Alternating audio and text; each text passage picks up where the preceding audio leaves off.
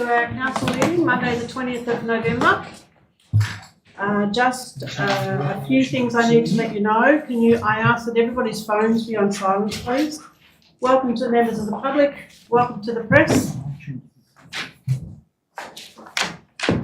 There is a note now. We are audio live streaming our meetings, so I need to read a note out to everybody. Ladies and gentlemen, please note this meeting is being audio live streamed and recorded on the Council's website in accordance with the Council's live streaming of open Council meetings policy. The recording will be archived and made available on Council's website after the meeting. While care is taken to maintain your privacy while in attendance at the Council meeting, please note that your presence in the Council chambers and your voice may be live streamed and recorded, including any statement made through public question time or consideration of planning matters. All speakers ought to refrain from making any defamatory comments or releasing personal information of another individual without their prior consent. Council accepts no liability for any damage that may result from defamatory comments, and all liability will rest with the individuals making those comments. By remaining in the public gallery, you are deemed to consenting to being live streamed and recorded. If any person attending the meeting does not agree to being live streamed or recorded, you may choose to leave the meeting. Thank you. I'm obliged to read that out to you because this is a new process. Okay. Attendance, we have all our councillors in attendance. Table of contents, as is, but I would like to ask councillors, would they be prepared in information items to have an 8.7 item, the white ribbon pledge included? Can you do the second one? I have a mover and a seconder that be included. Councillor Terrett? No, point of order actually. Yes? How does this comply with Regulation 8 of the Local Government Meeting Procedures Regulation? It's an information item, it can be included. So it's an additional item to the agenda? Yes, That's right, and that's yes. why the question's being asked for council. Yes. So it's considered as an urgent item? It's not urgent, it's an item that I'm asking, The would council... regulation only specifies 3 reasons why an additional item should be put in that is not on the agenda, and that is that was not possible to put it on the agenda, that the matter is urgent, and that advice from a qualified person as required under section 65. It does not fall into any of those and therefore should not be put on the agenda. No, that's an opinion. If there's a mover and a seconder willing to have it on the agenda, we're happy to take a vote and you can vote against it, that's No, I'll be fine. putting a point of order against that because I believe it is against the regulation. Right. Do I have a mover and a seconder? Councillor Adams, a seconder? Okay, it lacks a council voice. I'll put it to the vote. Those in favour? Aye. Those against? No. Aye. So that's Councillor Terrett, Councillor McCullough, Councillor Lambert, Councillor Brooks and Councillor Archer. So that's lost. That's fine. Okay.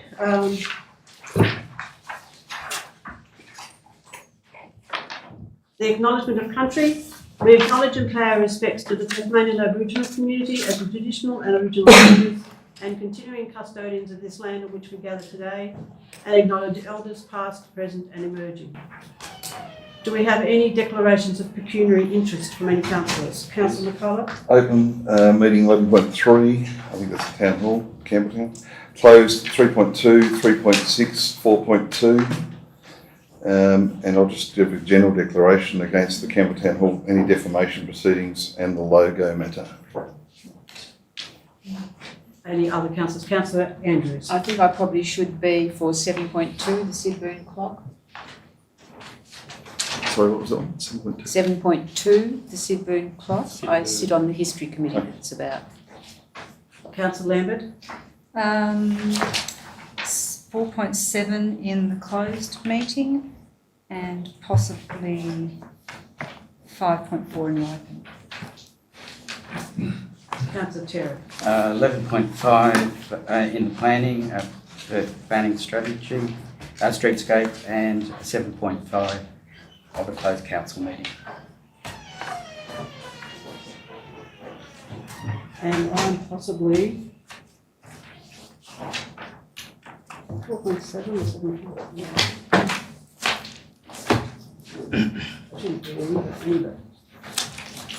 I'll have to work it out. So, yep. We have to move second those. Recommendation, yes. Okay, Yes, moving. Mayor, did you have a declaration? Or- I do, but I haven't got the number in front of me, Arvedi, but it's not working, sorry. Having trouble with the computer, I think. Yeah, It's it's in closed council. Gail, that's incorrect, 4.7 and the closed council, not 7.5 for myself. Closed 4.7. 4.7, would it? 4.7. Councillor Lambert? I was 4.7 enclosed Yes.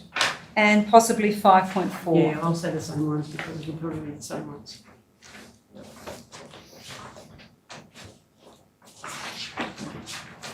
Okay, a mover and a seconder, please. Councillor Lambert. Did you get yours changed? Yeah. Mm. For you? Yes, I did, Yeah. just up there. 4.7. Fine. And can I have a seconder, please? Councillor Archer. All those in favour? Aye. Against? Carried.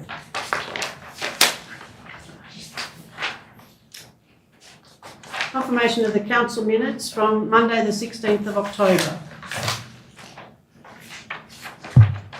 I mean, Councillor Adams and Councillor Andrews. All those in favour? Against? Carried. The date of the next council meeting is Monday, the 11th of December, and immediately following the annual general meeting, which will be at 5 o'clock.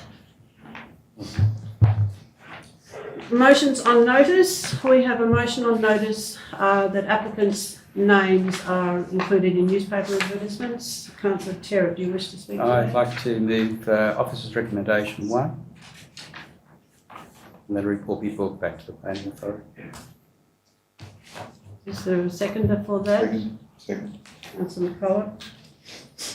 can I ask a question? You can ask a question. I take it by reading that recommendation that it's got to go to the planning authority? Answers the planning authority. That's correct.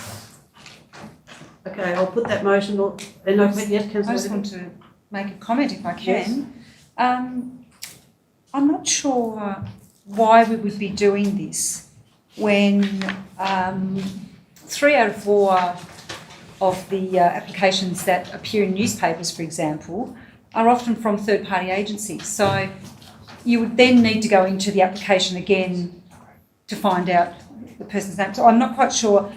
I don't necessarily agree with the fact that we're going to be requiring to spend more money on this project. When it's not in the legislation that we need to do this, I'm not quite convinced of the need to be spending ratepayers' money on something that is not in the legislation. So with respect, I'll be voting against it. Councillor Goss? I was going to ask the question, the officer recommendation 2, could we take no action? Is the officer here to give us some explanation about that? No, this is not. I think as identified on the, I think it's page 10 there, the issues are, number one is actually, on many occasions, as Councillor Lambert suggested, it's the third party, the actual consultant may be the identified individual, not the actual property owner. There's also no legal requirement to actually identify the individuals as well. With regards to the ad, it obviously comes at an additional cost as well to council. It may only be one line, but it is an additional cost. That's the advice that we've got, and it's been recommended here for it to come back to the planning authority, because the authority that makes a decision on this matter with regards to the advertisement is actually the planning authority, not the council itself. That's why Councillor Tarrant moved that motion. But again, there are a number of reasons there supporting not to take that action, but that's a direct decision for council to make. Councillor Terrett? Just speaking, did anybody else want to speak? Councillor Brooks does. Yeah, I couldn't support that either on the basis, I can remember when we changed it many years ago, but the simple fact was that people were putting in representations for planning matters because of the name of the applicant. So I think that was the reason why we actually done this to protect the applicant and an unnecessary burden on someone just attacking an applicant just because of his name rather than the planning item. So I couldn't support it. That's exactly correct. Councillor McCullough? Well, the positive aspect is that if people want to talk to the planning department, the planning applicants, e.g. 60 Degrees or whoever the applicant is, they've got a conduit to, easy conduit without annoying council to go there and have a discussion about that particular planning application and potentially alleviate any unknowns in that situation. Councillor Terry? Oh, so Councillor Goss, you had to say it, so I'll I'm just sorry. remember back a Councillor- few years ago at Cressy, we had one developer put an application in to council for a planning application for some short stay accommodation, and the person who owned the property didn't even know they put it in. And so someone, a developer, can put the application in, and they don't even have to put the person's name, they don't even talk to the person who owns the property.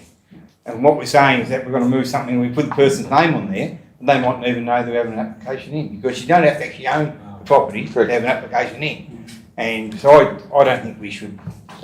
Well, that would actually. Councillor Terry, would you like to sum Yeah, up? just speaking back, the reason I put this up for transparency, most other councils in the Northern Part of Tasmania put the applications name, and we put the applications name on our decisions under 13.1 as well.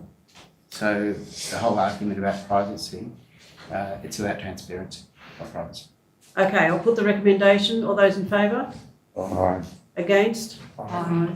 So Councillor Adams, Councillor Goss, Councillor Lambert, Councillor Brooks, Councillor Andrews, and you're again? I'm for the motion. You're for the motion, okay, and Councillor Knowles, so that's lost.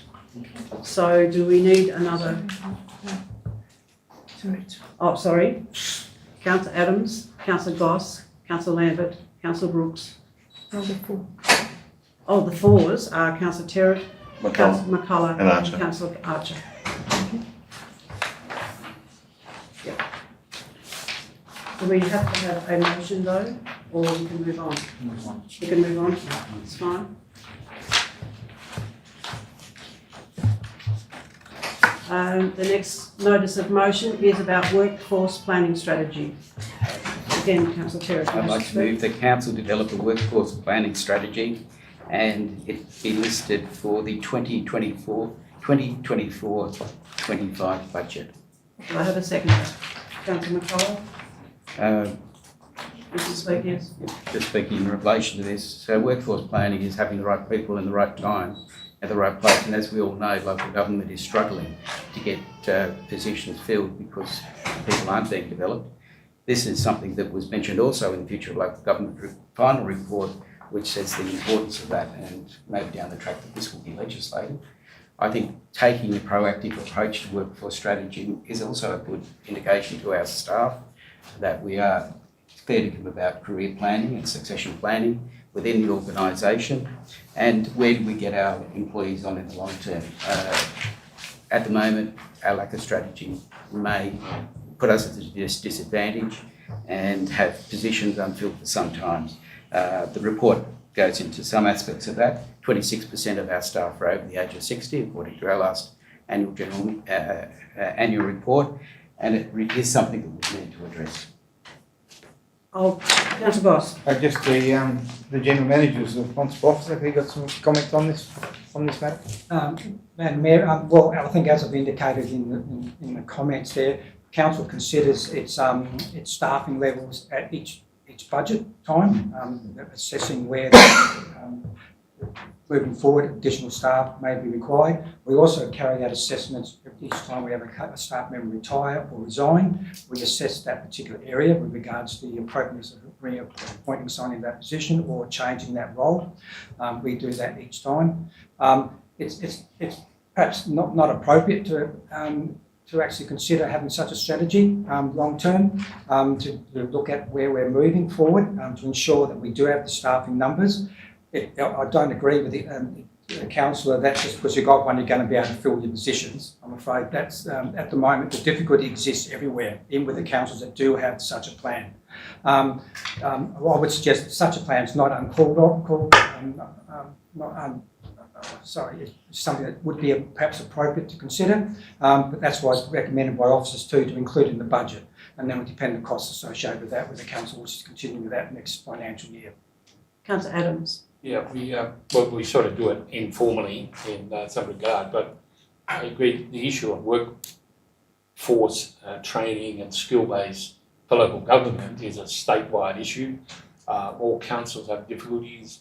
The difficulties we've had with getting grader drivers is really, really difficult, and other skilled people as well.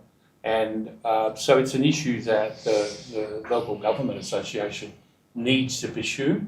We need to certainly make pathways and opportunities for people to work in local government, but this is not a sort of one. Just because you have a piece of policy, it doesn't mean that we're going to fill all the people that we need to, and we do have some gaps coming up in the future where we'll have to replace people that have been around for a long time. So those things need to be given consideration too. But we can get a report and look at it coming up to budget next year. And we also at times employ older people. Councillor Lambert. Thank you, Mayor. I will support this motion because I think anything that we can do to get an edge over our competitors when it comes to getting acquiring really good staff is to our advantage.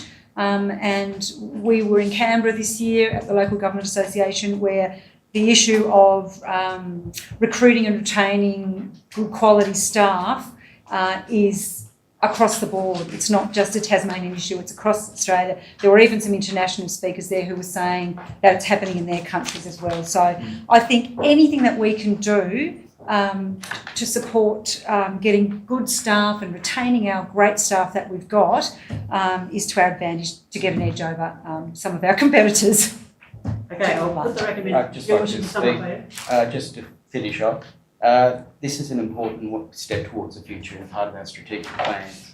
It is, whilst I hear the fact that LGAP should be doing on a statewide basis, we have to look after ourselves, whether it's resource sharing, whether it's additional apprenticeship schemes, whether it's training people up who are in lower levels of the organisation to take up higher jobs. If we don't do that, nobody else will, and that's why I put this up. Councillor McCullough. Yeah, I just think it's a positive step to a really good culture change, so I'm supporting it fully. I'll put the recommendation. All those in favour? Aye. Against? Carried.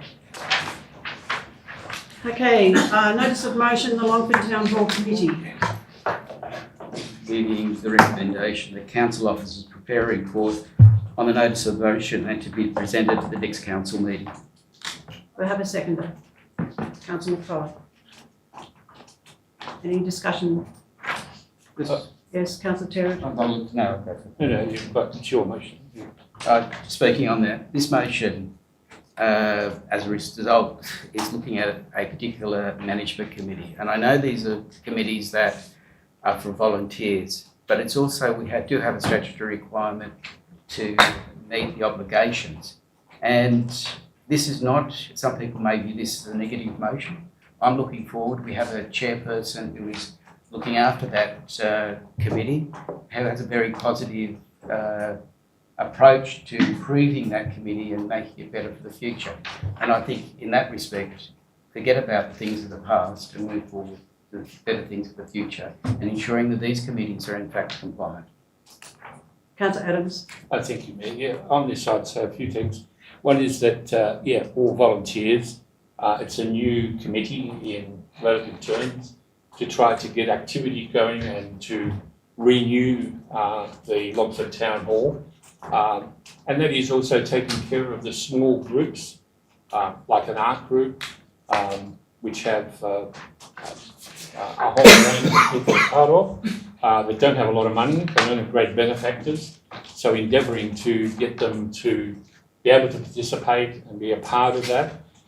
This committee has done a lot of great stuff, and it should be given consideration for that. We can have the best bureaucratic structure of anywhere in Australia and still have no one using the town hall. And therefore the town hall will come up to be sold like the one at Campbelltown because there's no purpose for it. I think we need to give consideration to insisting and helping as many of those small groups in our community as we possibly can.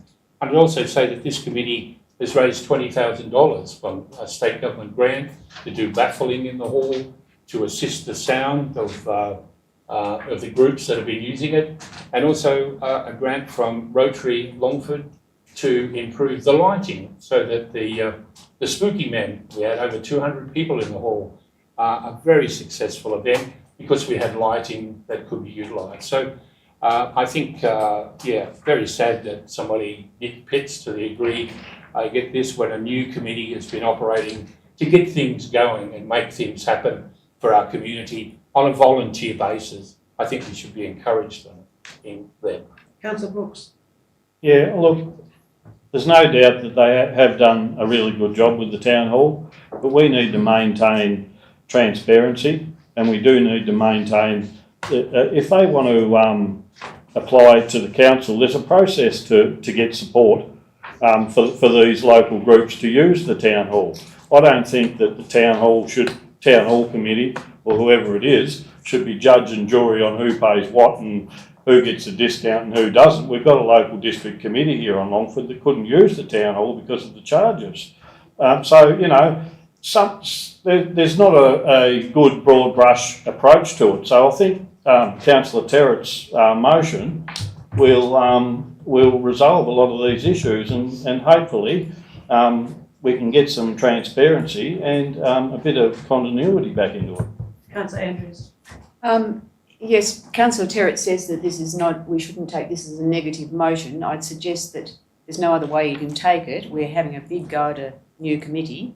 I just say what I've said in this place before, that we mess around with voluntary groups at our peril. You know, these are people who are doing something for nothing. They're doing it with the best intentions. They're actually getting things going on in the town hall, and we're going to set up a whole pile of new rules and regulations which turn volunteers away because it's just too hard. So we do this at our peril. Okay, I'll put the recommendation. Councillor McCullough. I disagree. I think that there's got to be transparency. It's a town hall, it's owned by the community. I don't take anything, I sit on this committee, I don't take anything away from that committee at all, but at the same time, there's always a need for further money, there's always a need for maintenance, there's always a need for bits and pieces, so we need all the money we can get on there. And I don't think it's for the committee to take a public venue and say who and can't hire at certain prices. I think there's a schedule of pricing that needs to be adhered to. Okay, the recommendation, sorry, Councillor Lambert, you haven't spoken yet? No. Yeah, I was just like to say that I will support the motion because I think all of these issues will be dealt with in the report that comes back to council. So that's why I'll support the motion. Okay, I'll put that motion now. All those in favour? Aye. Against? No. Councillor Adams and Councillor Andrews, Councillor Goss and Councillor Archer. The motion is carried. Now we have some questions on notice. Yes, Madam Mayor. Councillor McCullough has submitted a number of questions on notice to the General Manager. I'll respond accordingly. Number one, breach of personal information, private information and Ombudsman report. Question, please advise who was the responsible officer that oversees this area of council compliance. Answer, councils as a public authority are required to comply with the Personal Information Protection Act. Question, please advise whether council has completed all the recommendations set out in the Ombudsman by the Ombudsman in its report and findings to council. Answer, council has noted and accepted the Ombudsman's recommendation. This was advised in the media release on the 19th of October 2023. Confirming this, council is currently reviewing the suggested strengthening of policy and has engaged a training provider. Question, if no, given 2 years plus since the matter came to light? Why has council not acted more quickly? Answer, council awaited the outcome of the Ombudsman investigation and receipt of any recommendations which were received in October 2023. Please advise whether council has provided the complainant with a written apology from the General Manager. Answer, yes, as contained in paragraph 11 of the Ombudsman's report. 2. Longford Streetscape and Beautification. What were the dates of the last meetings held with What were the dates of the last meeting held with concerned organisations, specifically the Truck Association and bike representatives, once the final plans had been reached?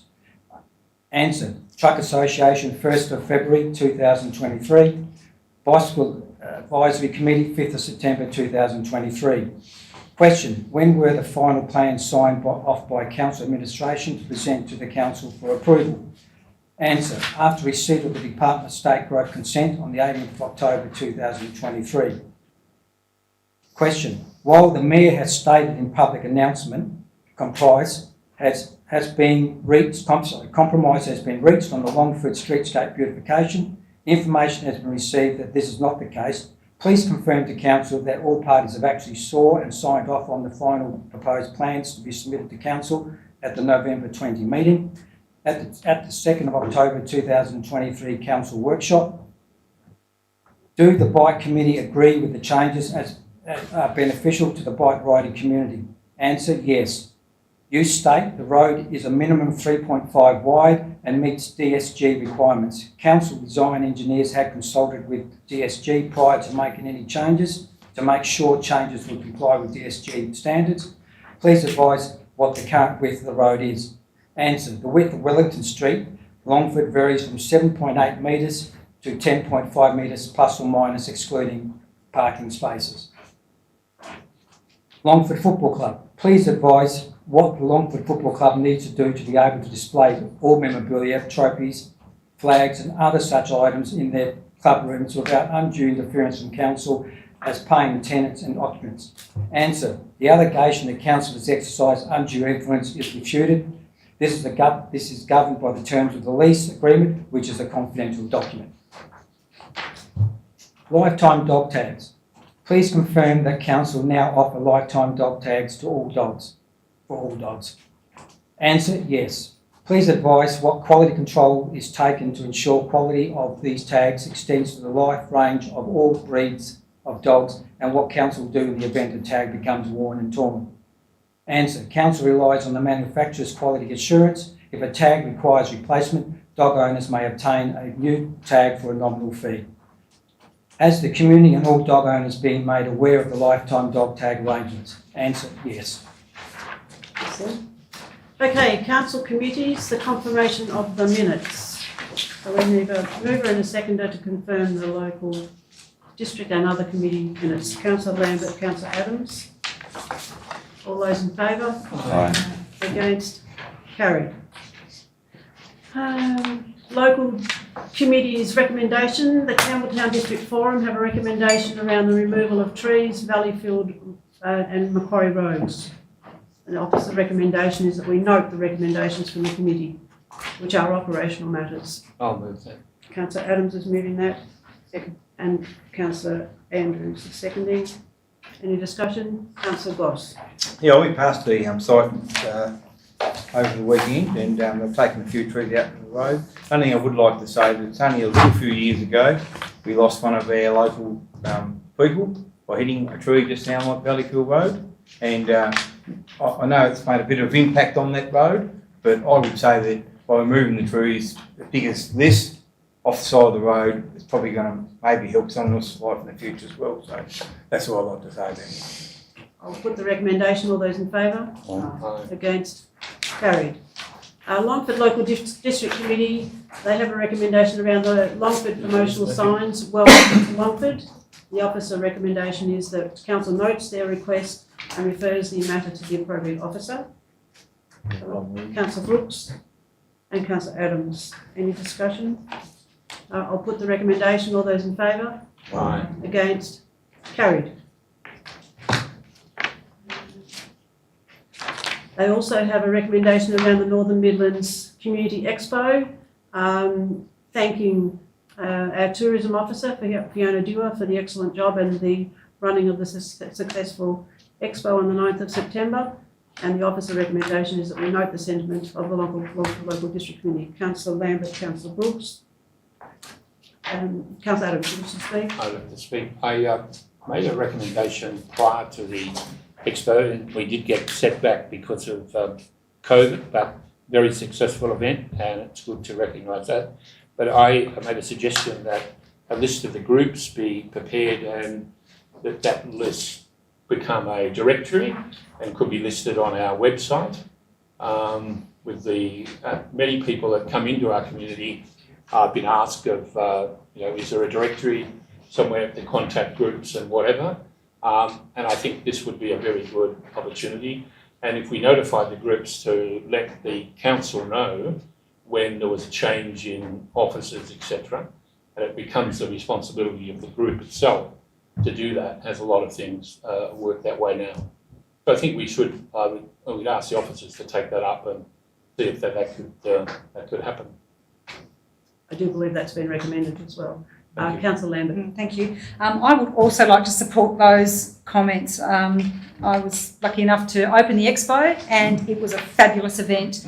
A great buzz in the room all day, lots of people coming in and taking advantage of talking to the stallholders.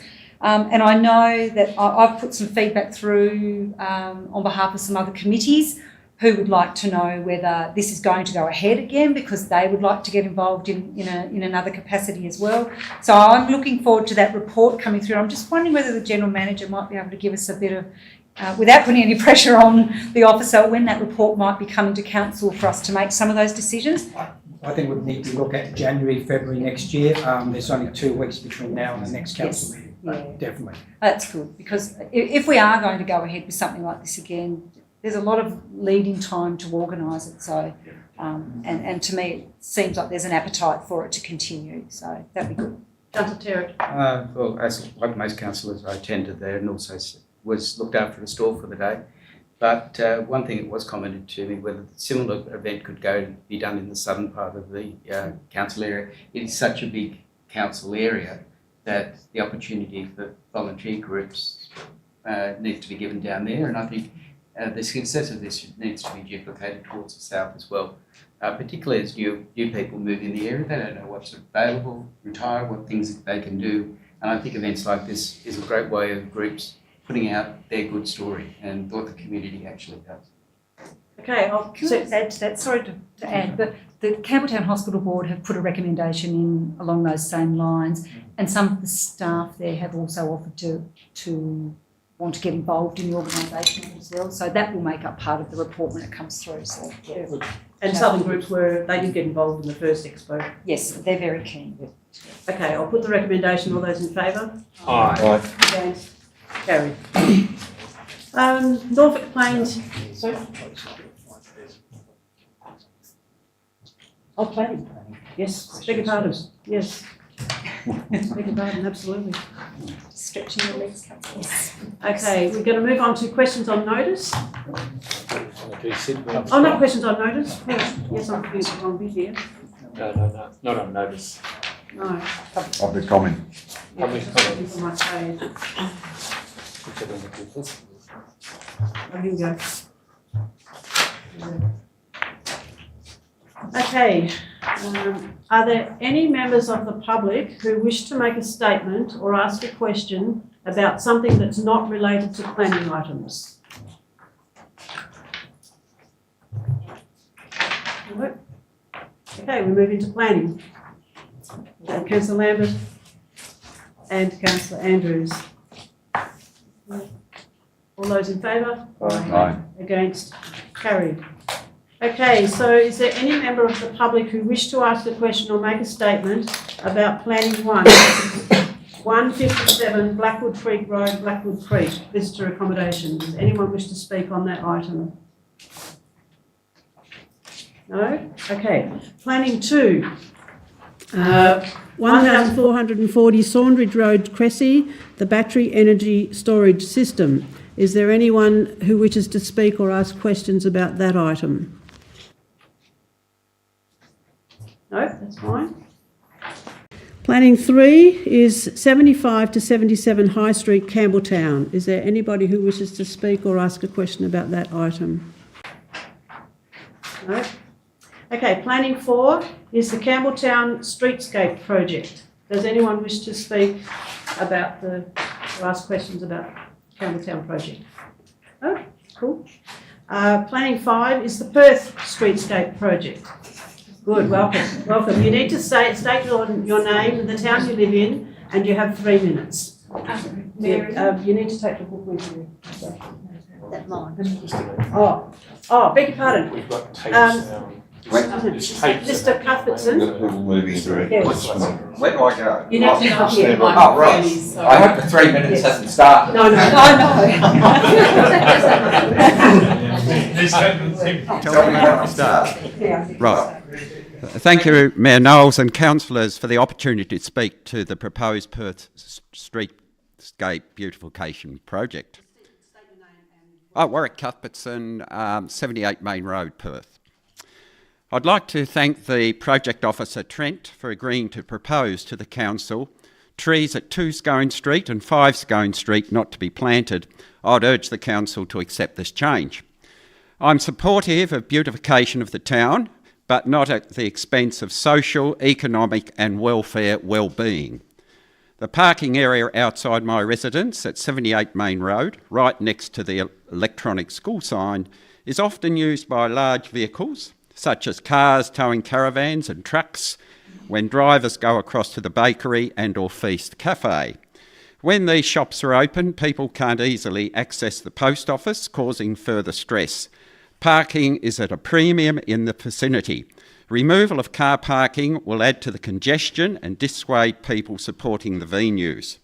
Safety issues arise when long vehicles try to squeeze into difficult space outside my house.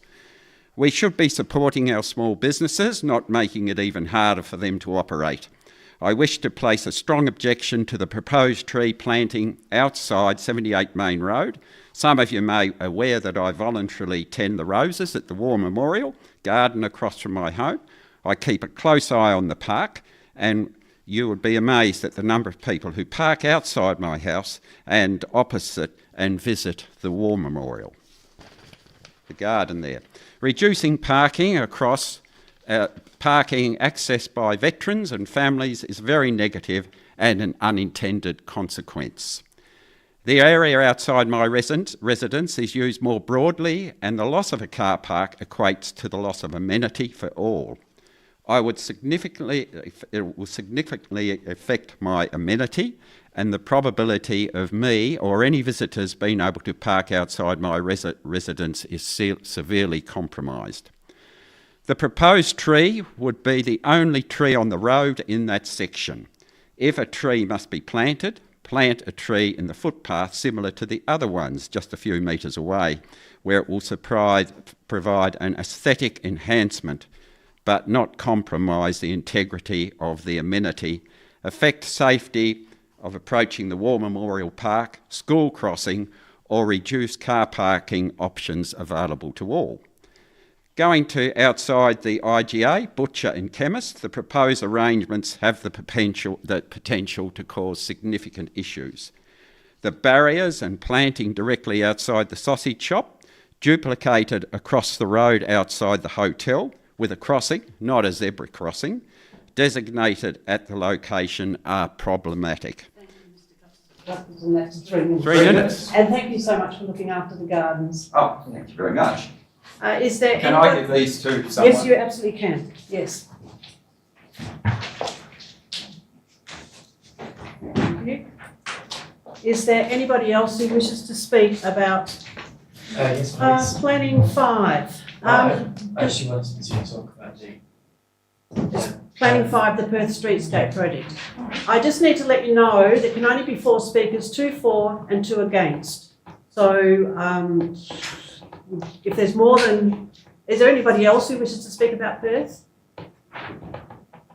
That's fine, that'll be fine, 3 people will be fine. Yeah. I'll just close this door. Not quite ready yet. It's okay. Okay, do you mind using the microphone, please? Thank you. Hello, my name is Lewis Cheetham. I am the owner of Feast in Perth. Warwick did a fantastic job, actually. I've come very much not prepared at all for this. I've got no idea really what I'm doing. It was more the case of after seeing the plans, the majority of the parking spaces that would be lost would be outside my business, and of course because we're a cafe, the bakery next door to us, the cheese shop over the road and the post office are both very quick in and out businesses. I just feel that it would be a shame to lose such quick accessible parking for short. You know, we have a lot of elderly people that come to, you know, the cafe, and I just feel that losing those spaces, they'll have to park elsewhere in the town, which I think will directly impact all businesses. Very much. That's it, thank you. They come to eat your Portuguese tarts. They do that. Okay, yes, thank you. Yes, yeah.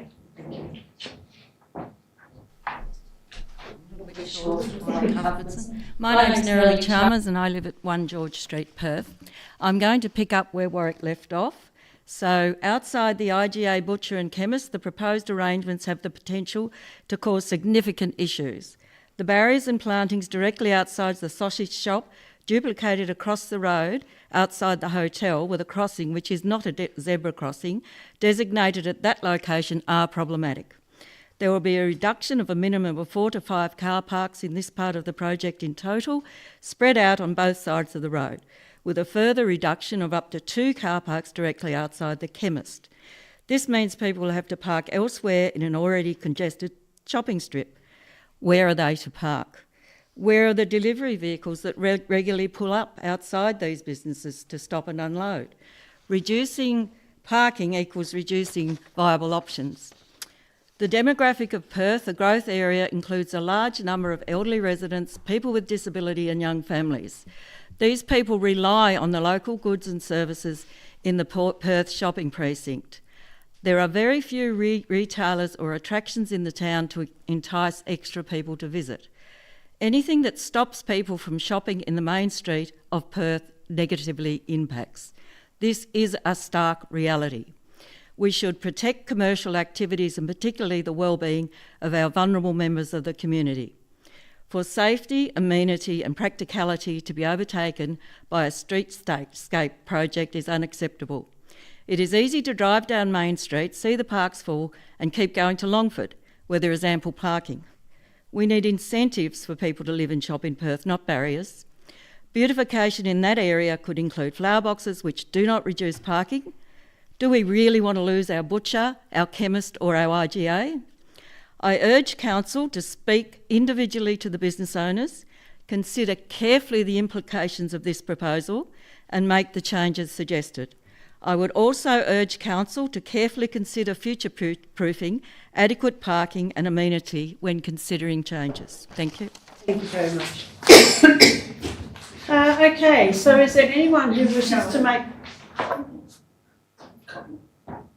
Oh, Sorry. yes, yes. Sorry. Oh, yes, Councillor Chair. I've thrown everything into disarray. Sorry, thank you.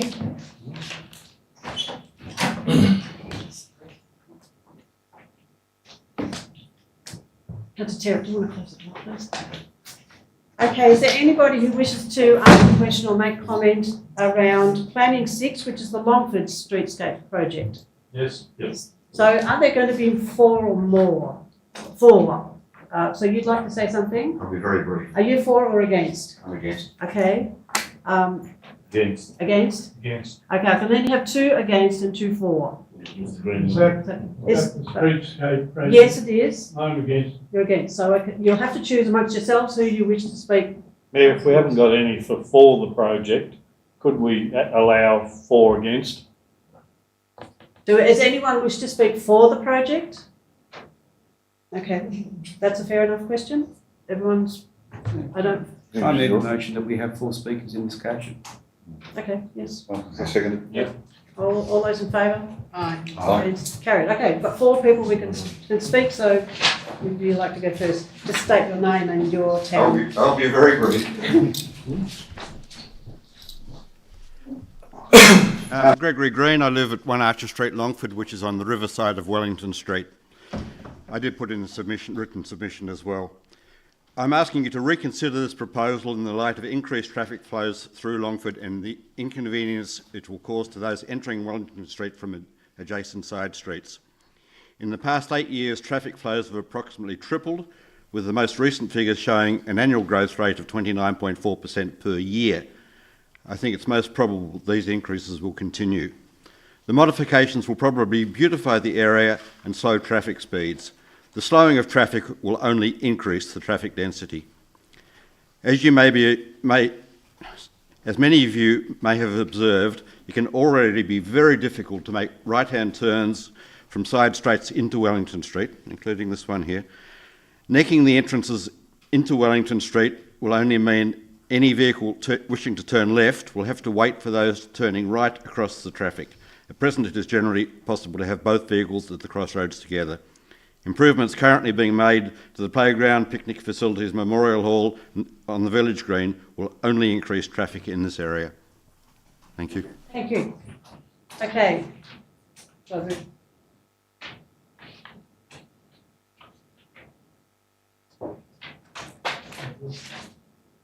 If you can hear me, I won't need this, but I'll speak loudly. We need it for our live streaming. We need it for the audio live streaming. Oh, right, okay. We can Well, my name is Roderick Cuthbert. I live at 65 Wellington Street with my companion, and that is on the southern end of this streetscape project, so I have a vested interest in what's going on. Now, my first suggestion is if we're proceeding with this streetscape purely for the colour it introduces, because I understand we will have coloured concrete on the footway. There are many paints that can be used to add colour if that's all we want. Now, the present asphalt footpath is in perfect condition, and there's in some places coloured tile. So my first objection is that it's an awful waste of money to me, and that we, the ratepayers, have got to meet the bill. I think if we have that sort of money, and I gather it's about 11 million, we should put that into housing. And there are plenty of areas around Longford where we could develop housing. Further to that, my house is 150 years old, solid brick, and the brick goes right down to the street on the footpath side. Now, if we're going to drag up the footpath, I'm concerned that we may disturb my foundations. The house has not got a single crack in it over 150 years, so I have a definite concern about that. I also wonder a little about the garden that's proposed. I wonder if the Department of State Growth would agree to that, because they have jurisdiction over Wellington Street, Marlborough Street. And I understand they haven't, when I last spoke to them, they hadn't had an application from the council to proceed with this garden project. I think that's about it. Thank you very much, Mr. Chair Paul. Okay, yes. And I should say I listened to your discussion, which I gather you're going to have with some interest. Michael Morris, 97 Brickenden Street, Longford. I wanted to speak about the cycling aspects. The provision of cycling lanes would be commendable if they went for the entire length of the proposed development. Sadly, they don't. They are provided, as their development application states, where space allows, which begs the question, where do the cyclists go when space doesn't allow, notably at the Archer Street intersection and Littleton Street intersection? Well, the fact is there's only one place for them to go, and that's out into the main carriageway. So at Archer Street intersection, motorists already have to keep an eye out for entering traffic turning from the left and the right, from traffic coming in from the JJ's parking lot, for long caravans coming down from the caravan park, and now they'll have to look out for cyclists ducking out of the cycling lane into the main carriageway, which is clearly going to be a problem. Where previously cyclists could track down and keep a straight line, they will now be intermittently deviating in and out of the cycling lane and into the main carriageway. So this proposal effectively converts a relatively safe road for cyclists into an unsafe road as a consequence. It's also disappointing to hear that Council's own Bicycle Advisory Committee have not been asked for their views of this revised proposal, in contrast to what was stated earlier.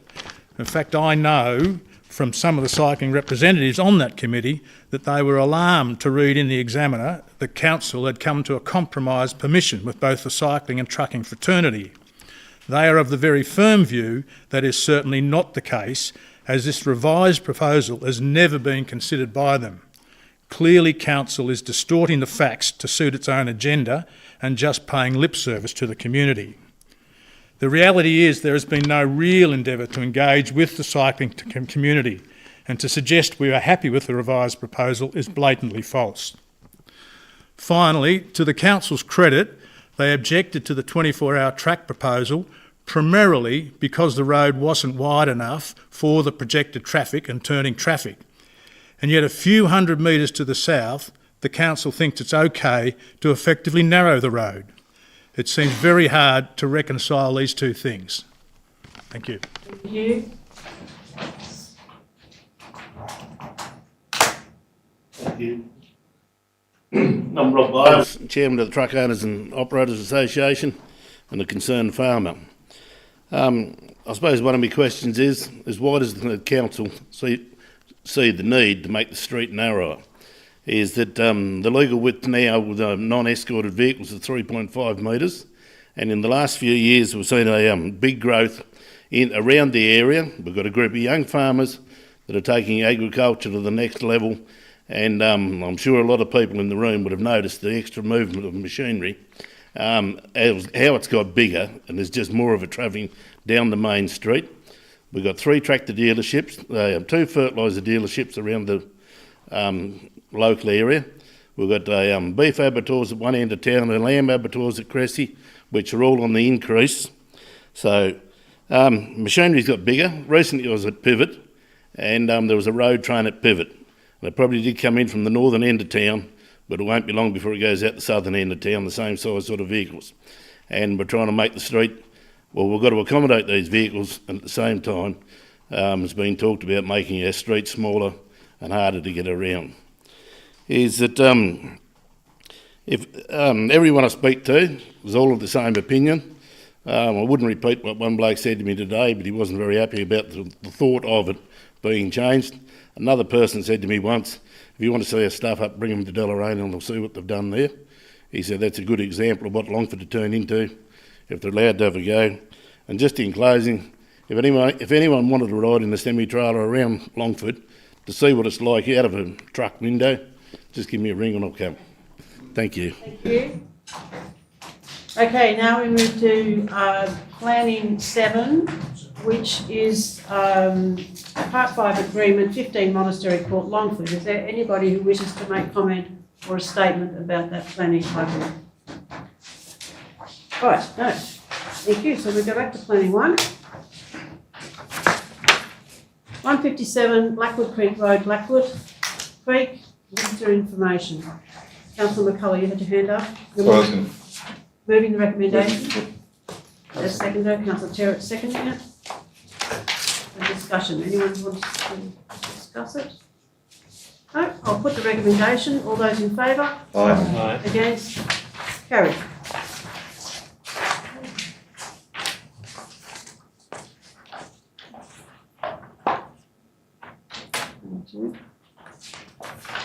Yes, Planning 2 is the 1,440 Saunders Road, Cressy, the battery energy storage system. We have, I've got your name already, sorry. John Ayres here. Would you like to make some comment prior to this, prior to us making our decision? Yes, yes, Mayor, thank you. The first thing that I would say is that those issues that are referred to in my planning assessment, which relate to the matters of visual impact, traffic, noise, fire, have all been addressed as part of the application, and I note that an advisory note is proposed with respect to the fire issue, which I guess we'll talk to in a moment. I would say that the report, as part of its assessment, concludes that the proposal is quite appropriate for the location, for its position. It meets the zone standard requirements and code requirements and codes as part of the planning scheme. In terms of access, you'll note that the conditions that are proposed as part of the development require a number of construction environmental management plans to be prepared. They are prepared by the proponent in advance of any work being done. Those plans come back to council for the general manager to assess if there are issues which are raised or matters which are of concern. Then they are addressed again prior to any work commencing on the site. The location has obviously been chosen because it's immediately proximate to the substation. And I think it's also important to note that the site area is quite small at 1.5 hectares in relation to the agricultural zone. The area has limited grazing capacity at this point and represents only 0.6% of the site area itself. Mr. Gotti, sorry, we'd better move on. Mr. Gotti, have you got any comments to make? Possibly just with regards to the note regarding fire, we've proposed one up there. I might just ask, is each of that 11.2 battery storage is just a heading that can be deleted, please? So it's a note. Do you want to read that out, John? Yes. The proponent is requested to provide adequate instruction and advice to local fire brigades in respect of lithium battery fire risk, which should include both technical and practical advice concerning the operation of the facility and actions to be taken in the event of fire in the facility. Okay, so now I need to move around to seconder. Councillor Adams? Second. And Councillor McCullough. Any discussion? Councillor Goss? Yeah, just I brought about the fire, and I just wanted to just highlight that this is a industrial size lithium battery complex, and we've got two local fire brigades which are close by, the Palmerston shed, and they just have a small fire truck, and the Cressy brigade. I think the Cressy brigade is only supposed to stay on the township of Cressy unless they get a road fire and take the little unit out, 516 out. But my concern is that if this industrial site catches on fire and the lithium batteries, I'm not sure if the local fire brigade, volunteer fire brigade, would have the capacity to manage that. Or the training to even look at what they could do there. So I think it's really important that this advisory note is taken on board by the component, because potentially we could be putting some of our local volunteer people at risk by going out and dealing with something that may happen in this area. So I think it's really important we do that. Thank you. Councillor McCullough? Yeah, I concur. I think that it's a great project, by the way. I think it's fantastic, but this is the second one in as many months, so we're starting to build a problem here as far as fire goes, I think. I've done some research subsequent to the last one, and these sort of fires are of great concern.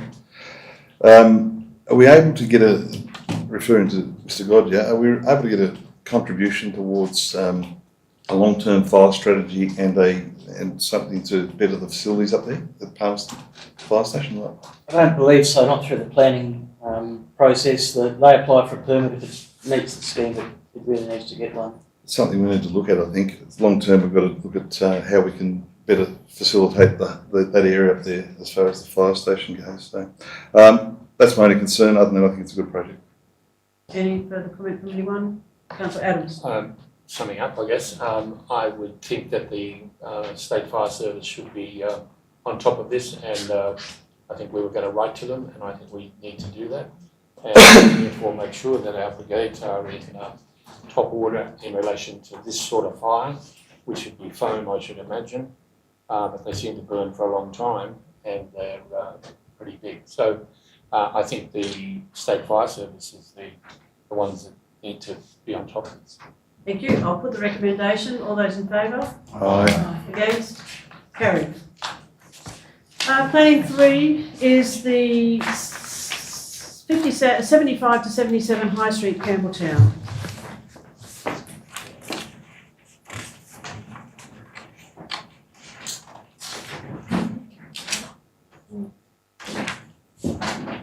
Okay. A motion is needed. Councillor Goss? Move the recommendation. The seconder? Councillor Archer? Okay, any discussion? Just one bit of clarification, if I may. If we go through this, if this rezoning goes ahead,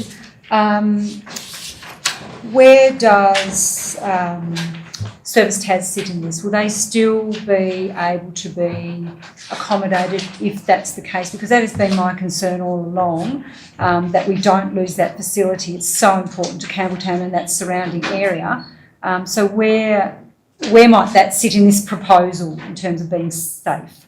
And Mayor, I won't get further into the officer, but as I understand it, we're negotiating with Service Tas for an agreement on that site for I think 5 + 5 years.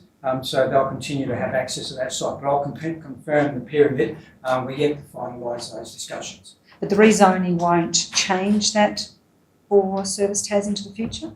Well, it's a commercial activity. Or it's Means a being service able to activity. stay there Yes, as my part of the understanding is requirements. yes, Yep. but it'll come back to also negotiations where the council does sell the property, negotiation with the actual individuals that purchasing the property.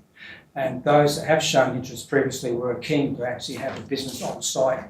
They were paying a lease. Thank you. Councillor Terrett. Speaking against this motion, this, whilst I see the argument of rezoning, I think we also have to look at what is the inevitable use of this, and we don't know it. We don't know who the new buyer will be or what zoning they will require. We assume it will be commercial, there's no guarantee there, or whether with the existing community usage is in fact appropriate. What we're effectively doing is paying for somebody else's rezoning as a council rather than a future applicant. We're using ratepayers' money to provide a rezoning. We may get a better price. I say may because there is no guarantee there that a future valuation or valuation would in fact increase the value. And therefore I would be opposing this motion. Any other discussion? Councillor Archer. I think this issue's been going on for long enough. The council has invested heavily in facilities at Campbelltown, are very good. Yeah. I consider that heritage buildings are difficult to manage, expensive. We've got some commercial reality here. If a business goes into it, not my position to necessarily say it's a good or bad business, but I know for a fact that the council cannot keep on owning assets which are going to take a lot of our funds in the future, and a decision needs to be made. If a buyer does not come ahead, well, we will have to look at Plan B. Councillor Goss. Yeah, I've just You've already spoken, Councillor Goss. I'm just summing up though, because I moved the Yes, motion on. okay, that's fine. Yeah. That seem fair? Yes. We've been trying to sell the property for 2 years, and we haven't had a satisfactory offer come through. So at the current zoning capacity where we're at the moment, it hasn't been successful. So our only option for council to do is to do this rezoning, because that's what people need to have it rezoned to commercial, so there's more opportunity for us to sell the property and to move on. But we have tried to sell it for 2 years under that zone, we haven't been able to do that. And that's our advice we've got, and that's why we need to go along that track. So I'm supporting it. Thank you. Thank you. I'll put the recommendation. All those in favour? Aye. Against? Against. Councillor Terrett is against. The motion's passed. Yes.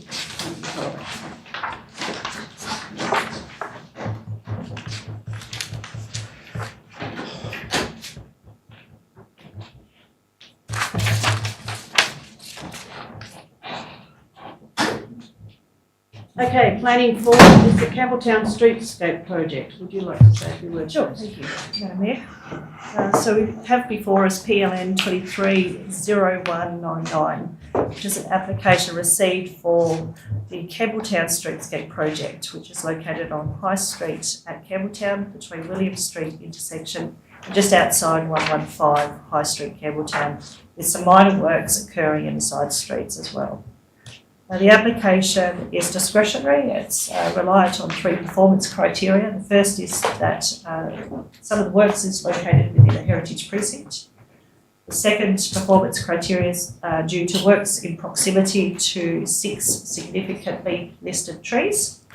And the third performance criteria is due to the safety barriers or whether they may be considered as fencing in the general business. So we've taken the opinion that it's best that I assessed that against the performance criteria if there was any doubt in terms of interpretation of that being fencing.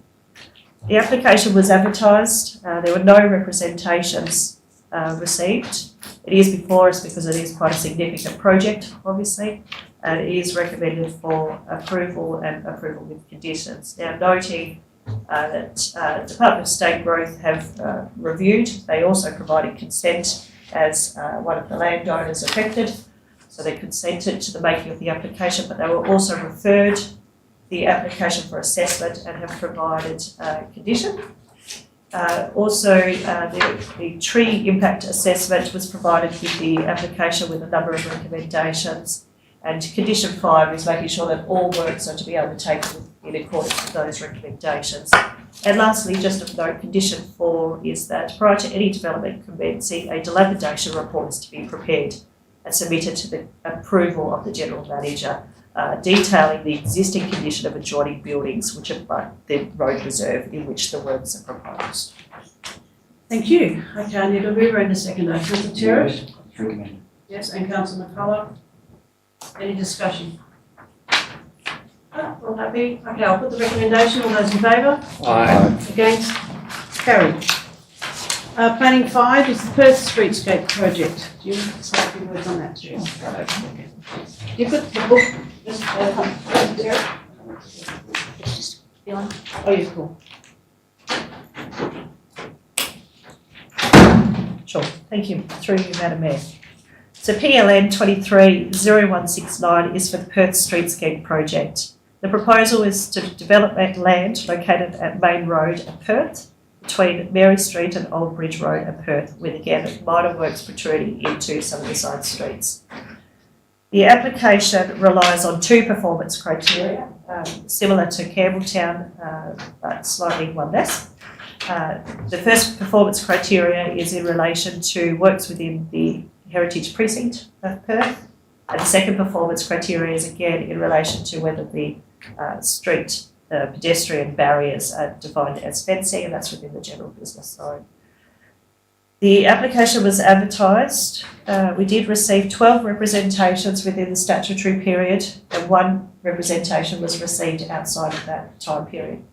However, as the assessing officer, I have considered all matters within all representations, including the one outside the time period. All of those matters have been taken into account. There is obviously condition 2, which I've noted based on a number of the concerns, particular landowners.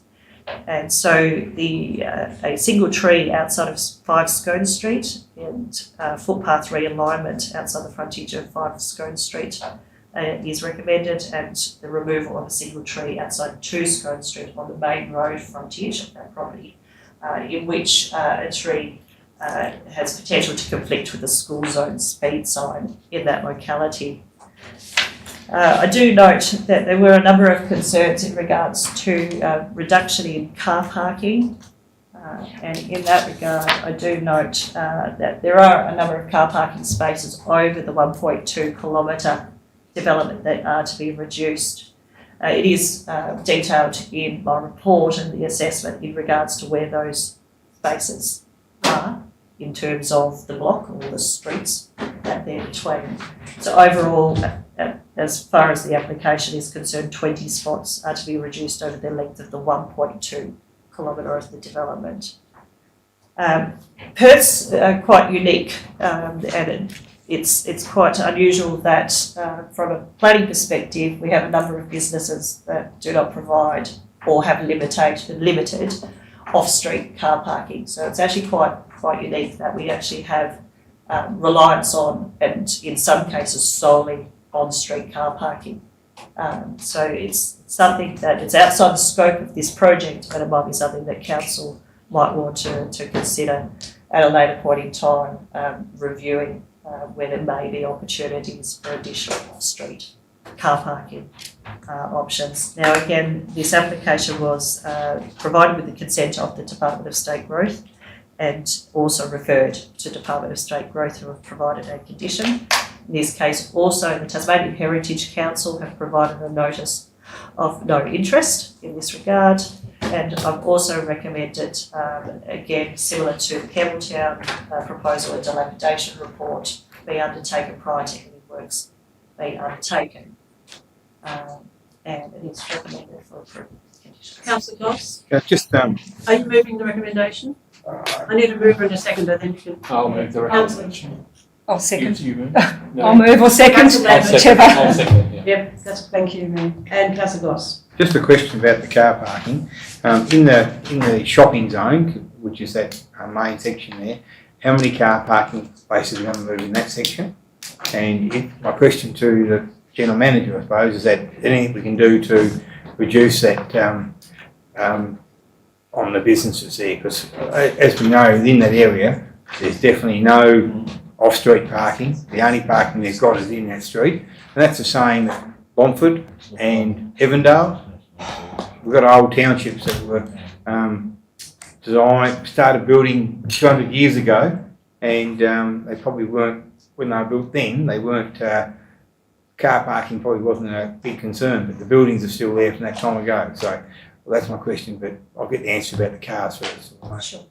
Councillor, do you wish to? Yeah. Oh, I'm happy to answer that question. I do have some figures in front of me, and it is also detailed in the report. I'm happy to detail those. So out of the 20, and this is for the entire length of the project, but I'll break it down into sections if that should help.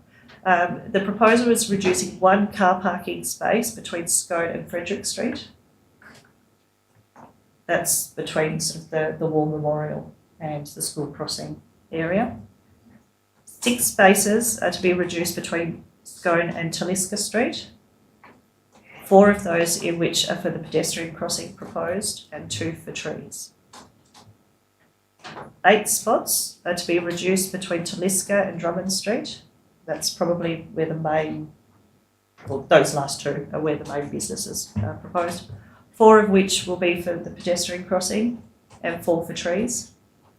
And we've got 5 spots approximately, because it's sort of hard to measure, but between Drummond Street and Old Bridge Road. Did you have a further comment, Councillor Goss? Yeah, only that about the general manager. Anything we can do about reducing those, possibly not, the pedestrian crossing is really important, but can the trees be put onto the footpath so that those places can't be taken? I think the gentleman over here mentioned the one outside his place. If the tree was put on the footpath, there'd be room. So is that a possibility all the way through there? Can we have the trees go on the footpath so the car parking is gets increased? So I think it probably is pretty important for those businesses. I think I'll defer to the officer, Trent Atkinson, with regards to the trees and also the car parking. But I think, as also the planning consultants also suggested, it may be a long-term strategy or an opportunity for council to look at car parking total car parking throughout that business area. Obviously, as suggested, a number of the businesses don't provide any parking, and the parking is within the main street, which is provided by the community in that area, and it's important to have our businesses there and support those. What has happened in other areas, and this is obviously something that we, council, may need to consider, is actually on occasions other areas have actually purchased, when I say other council areas, other businesses have purchased properties or houses adjacent to businesses to create car parking directly off the main road, so there's car parking within the street. I would think that we would need to look at a long-term strategy for that as the town continues to grow and perhaps even additional businesses come into the street as well. Councillor Lambert, you're next. Defer to... Yes, officer. With regard to the trees being in the footpath, the width would decrease that footpath along that business district area. There is Telstra NBN and services in those footpaths for those trees to go, so it would have a big clash with those. Regarding the tree up near in front of the War Memorial, that there's one that possibly could go in the one remaining could go into the footpath. We've got to be mindful of the balance of the whole streetscape, that it's not unbalanced when you're driving down the street, if that makes sense, coming from the north to the south. And also the pedestrian crossings, I wouldn't advise to remove them, but there is scope to decrease them. You'll lose a little bit of visibility of the amenity of the street, but you can have a happy medium there if you wish to go along those lines. Councillor Lambert. Thank you, Mayor. I'm supporting this project because I think we can come up with a few compromises here that I'm hoping are going to alleviate some of the issues that have been discussed tonight. So, for example, C, D and E, where we are looking at taking out one of the trees, reducing the pedestrian walkways to enable car spaces to be put back, so we'll be gaining some back, and also getting those additional car parking back. I think is pretty important to the community, the businesses, so I'm supportive of that. I would also like to say that Perth has been in limbo for a long, long time. When I first moved into the municipality, there was talk of a bypass that will never happen, we'll never see it. And that conversation, over time, wore people down. Nothing's ever going to change in Perth. We'll never get anything in Perth because of this. Well, now we've got our bypass, and I see a vibrant, energetic town where the people are starting to really care about their community and care about their town. I mean, we've seen a group of people who have taken it upon themselves to come to council to do some improvements with murals, for example, because they wanted to show some love to the community that they thought wasn't getting loved. So I think this project, for the most part, will really help to build that sense of community. I think it will aid for elderly people, safety crossing the roads with the extra crossings. But by reducing them down, we get the best of both worlds. We get some of those car parks back, which is so important to those through traffics in and out. And I think for me, that's a good compromise. So I hope that the businesses can see and the residents who are going to have those trees taken out. And could we also maybe consider the tree, I think Mr Atkins was talking about the tree up near the memorial being put in the roadway rather than in the footpath, sorry, so that will then give that spot back as well. So I'm really happy to support this with those things included. And I look forward.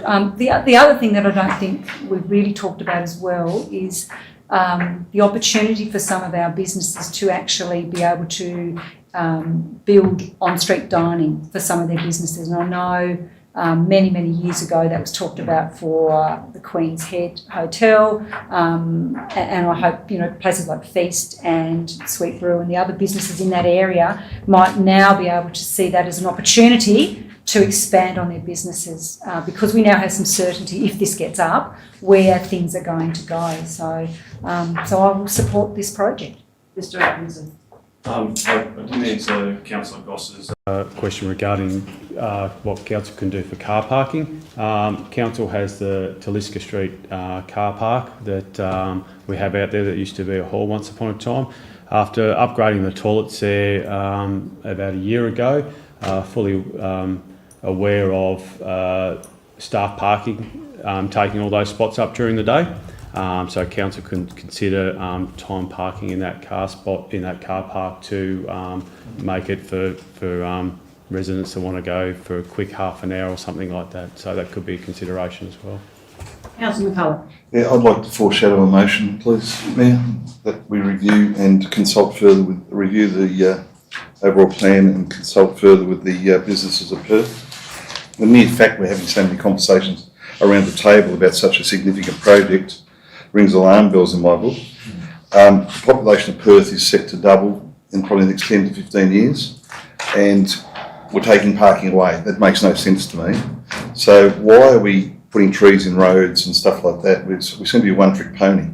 So why aren't we, beautification doesn't mean trees in roads all the time. So why aren't we looking at all sorts of aspects to beautify the township of Perth? But I certainly can't support this. I think there's two, you've had representatives here tonight telling you what impact it's going to have on their business. You're going to have a population growth and you're actually limiting car parking down. It just makes no sense to me. There's just too many unknowns, there's too many changes. Everybody's, I think, all in favour, as I am, but I think there's too many unknowns at this stage to push this through tonight. Okay, I'm going to put the recommendation. All those in favour? Aye. Against? Aye. Councillor McCullough and Councillor Brooks against, so the motion's carried. Planning 6 is the Longford Streetscape project. Councillor Terrick, coming back in now. Oh, yes, yes. Sorry.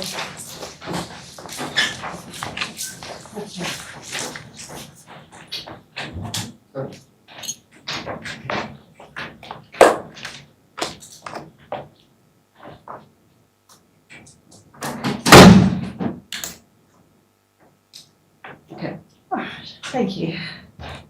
So before us we have PLN 230188. This application is to assess the Longford Streetscape project, and the proposal is on Wellington Street, and that's adjacent to 19 and 22 Wellington Street through to adjacent to 69 Wellington Street and 2A William Street, again with minor works into the side streets. Now, Council has previously seen a previous application in 2022, which was for a similar proposal. That application was withdrawn, and subsequently some changes of the 2022 proposal have been undertaken. These include the removal of the outstand on the northeastern corner of Union Street. Curb build-outs throughout the proposal have been reduced. Bicycle lanes from Union Street to Archer Street have been included. The centre median strip from Smith Street to Archer Street has been removed to accommodate bicycle lanes. A significant reduction of curb build-out adjacent to Littleton Street, and the inclusion of a 50-metre long truck zone adjacent to Littleton Street for users to access Council's 24-hour public amenities. So due to those changes, a new application was to be submitted, and that's what we're assessing before us today. This application relies on 2 performance criteria, and as a planning authority, that's what we need to consider, that we're assessing those 2 performance criteria. The first is in regards to works within a heritage precinct. Council's heritage advisor has assessed the proposal, has considered that it does meet the performance criteria of the local Historic Heritage Code. And secondly, again, we've got pedestrian barriers which could be deemed to be fencing within the general business zone. And an assessment of those elements have been deemed to meet the performance criteria. So the application was advertised, and within the statutory timeframe, Council received 9 representations. We also received 1 representation outside of the statutory timeframe. However, we have considered those matters within the report. Noting that most of the matters received were outside the realms of the performance criteria, we have still endeavoured to address each of the issues that were raised and provided some commentary to those. but bearing in mind as a planning authority the two performance criteria that we need to be considerate of. There are a number of conditions that have come about, and quite a few of those have come about in terms of addressing some of the concerns of members of the public. We do note, and I just want to highlight a couple of those, so I'll start with condition 9. We have noted that there were concerns of premises at 65 Wellington Street that car parking spaces were not defined on the plans, so that's correct. Unfortunately, the plans did not show delineation of parking spaces. The intent was never to remove those car parking spaces, but nevertheless, line marking was not shown. So to make that occur and make that very clear, there is line marking to occur outside that premise. We're also aware of that this proposal includes a reorientation of car parking at 58 Wellington Street, which is beside JJ's Bakery.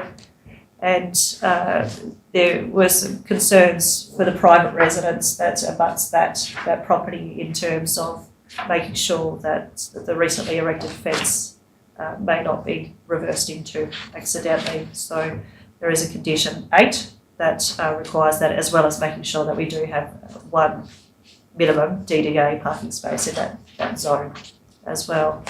And further, and based on not just the concerns raised in the recently received representations, and we do note, unfortunately, we did not receive some of the representations that were received in 22 application, some were not resubmitted, but some of the issues were very still relevant, and they're in regards to subfloor ventilation systems, as well as making sure that vibration, particularly of the heritage listed properties in those areas, are not of detriment to the properties, as well as a dilapidation report. So they're conditions 5 through to 7, if wish to refer to those. The Tasmanian Heritage Council again has provided a notice of no interest in that regard, and the Department of State Growth, again, as one of the affected authorities, they have provided consent under Section 52 of LUPA to the making of the application, and also referred the application for assessment, and their assessment area has provided a condition, which is condition 3, as carried forward. So it's recommended and recommended for approval conditions. Thank you. Can I have a mover and a seconder of a motion, please? I'll move. Councillor Adams, moving the motion. I'll move the motion, yes. Seconder? Motion will lapse because of lack of a seconder. Do we need a positive motion of any sort? We've got to get a decision of some sort. Councillor McCullough? That the matter go back to council for further review, further consultation with the parties of interest, and come back to all parties prior to it being resubmitted. Have a seconder? I'll second that, and do it to a workshop. That possible? Can we just reinforce the grounds? Sure. So again, I just want to reiterate, in terms of the planning authority, we are sitting here to assess just 2 performance criteria. One is in relation to the local historic heritage code. You can have Excuse me, we'll let the officer speak. The second is in relation to fencing and the general business zone. In terms of the statutory time frame, we've only got to make a decision until this Friday. That motion hasn't been passed, and I'm more interested in community than the planning issue. If the planning issue hasn't been passed, then it lapses and it falls away. That's my concern. Councillor Adams. Smith's the heritage agreement. It meets the financial agreement and the state growth. The State Department, who owns the road that runs through Longford. This money can't be allocated for anything else other than what it can be spent on. We've been doing this for some years. Parts of the footpathing in the southern part of this town is atrocious and needs to be renewed. It hasn't been renewed for many, many years. There are other towns in Australia that have done this on many occasions and still has its traffic flows. I remember Deloraine some years ago, quite a few years ago now, upgraded theirs. So I think, I'm disappointed that this isn't going to be done. I don't think the arguments being put are sound at all. I believe that this is a good proposal and would make Longford a better place. And I think, there's a lot of argument that just isn't sound around this point. Thank you. Councillor Terrett. Just speaking to, I think consultation is the key to this, and the need for more consultation. There are many questions that still remain unanswered, and Council has a priority project which is to put the power lines in Longford underground. This is a commitment by this Council and should be considered to improve the heritage of this town.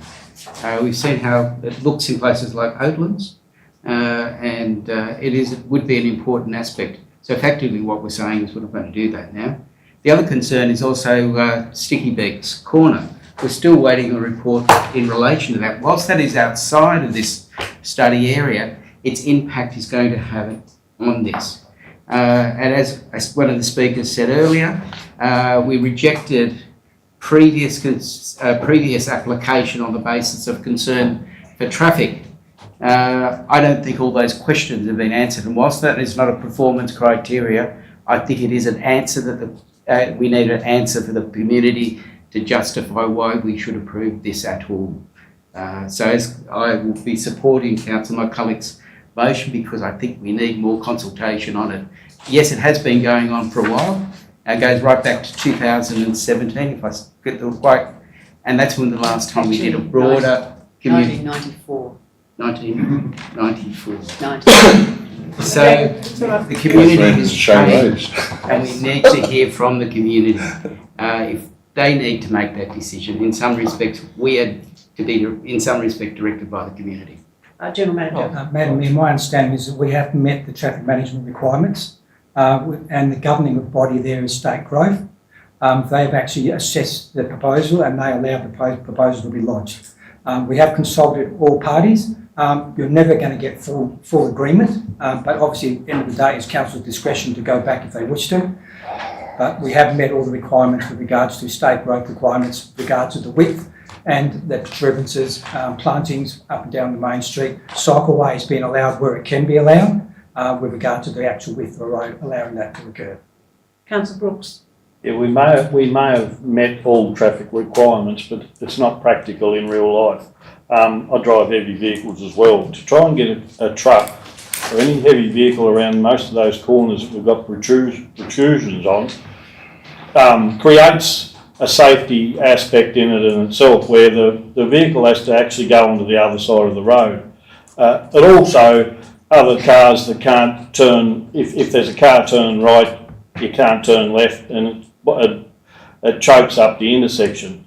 We're a rural town. We've got big trucks, we've got heavy machinery at different times. Yes, we may have met the traffic regulations, but is it practical? That's what you've got to ask yourself. The new garden bed. Go into Charles Street and look at the garden bed. They're full of cigarette butts and rubbish. Do we want to be looking at that when we're driving down the main street of Longford? Nothing grows in the garden bed. It's been in operation for over 12 months. And go and have a look at it. It's a total mess with cigarette butts and rubbish. Bike lane. The bike lane goes to nowhere. Like one of the speakers said. We've got a bike lane for 200 metres. It might look pretty, but is it practical? No, I don't think so. Library parking. There's no parking there for elderly to visit the library. Again, we've met the regulations, but is it practical? No, it's not. Truck parking. Have we got the resources to police the truck parking if there's a car in there? I don't think we've got the resources to police that.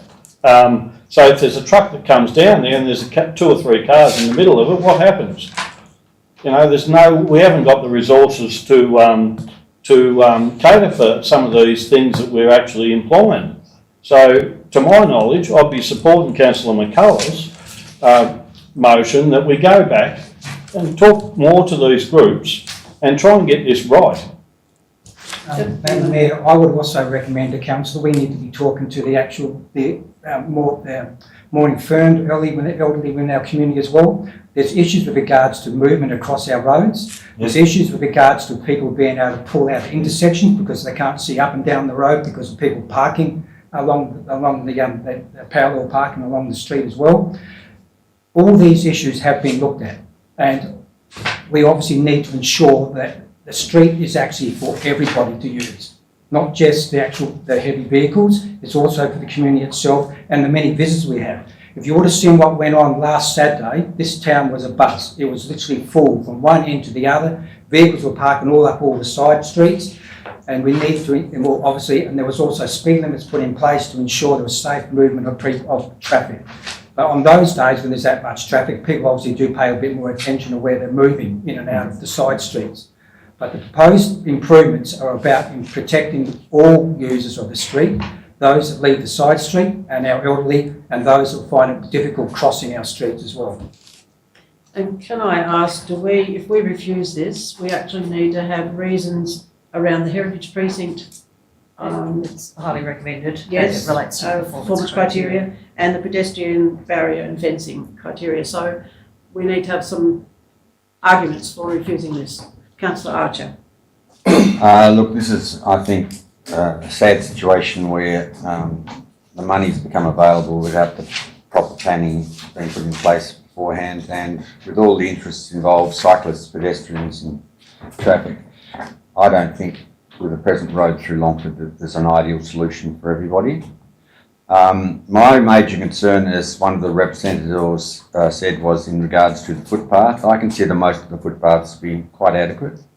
I have some very concerns about ripping up footpaths in front of heritage buildings, and one of my commitments would be that any work done there would require a heritage consultant or archaeologist to be on site at all times.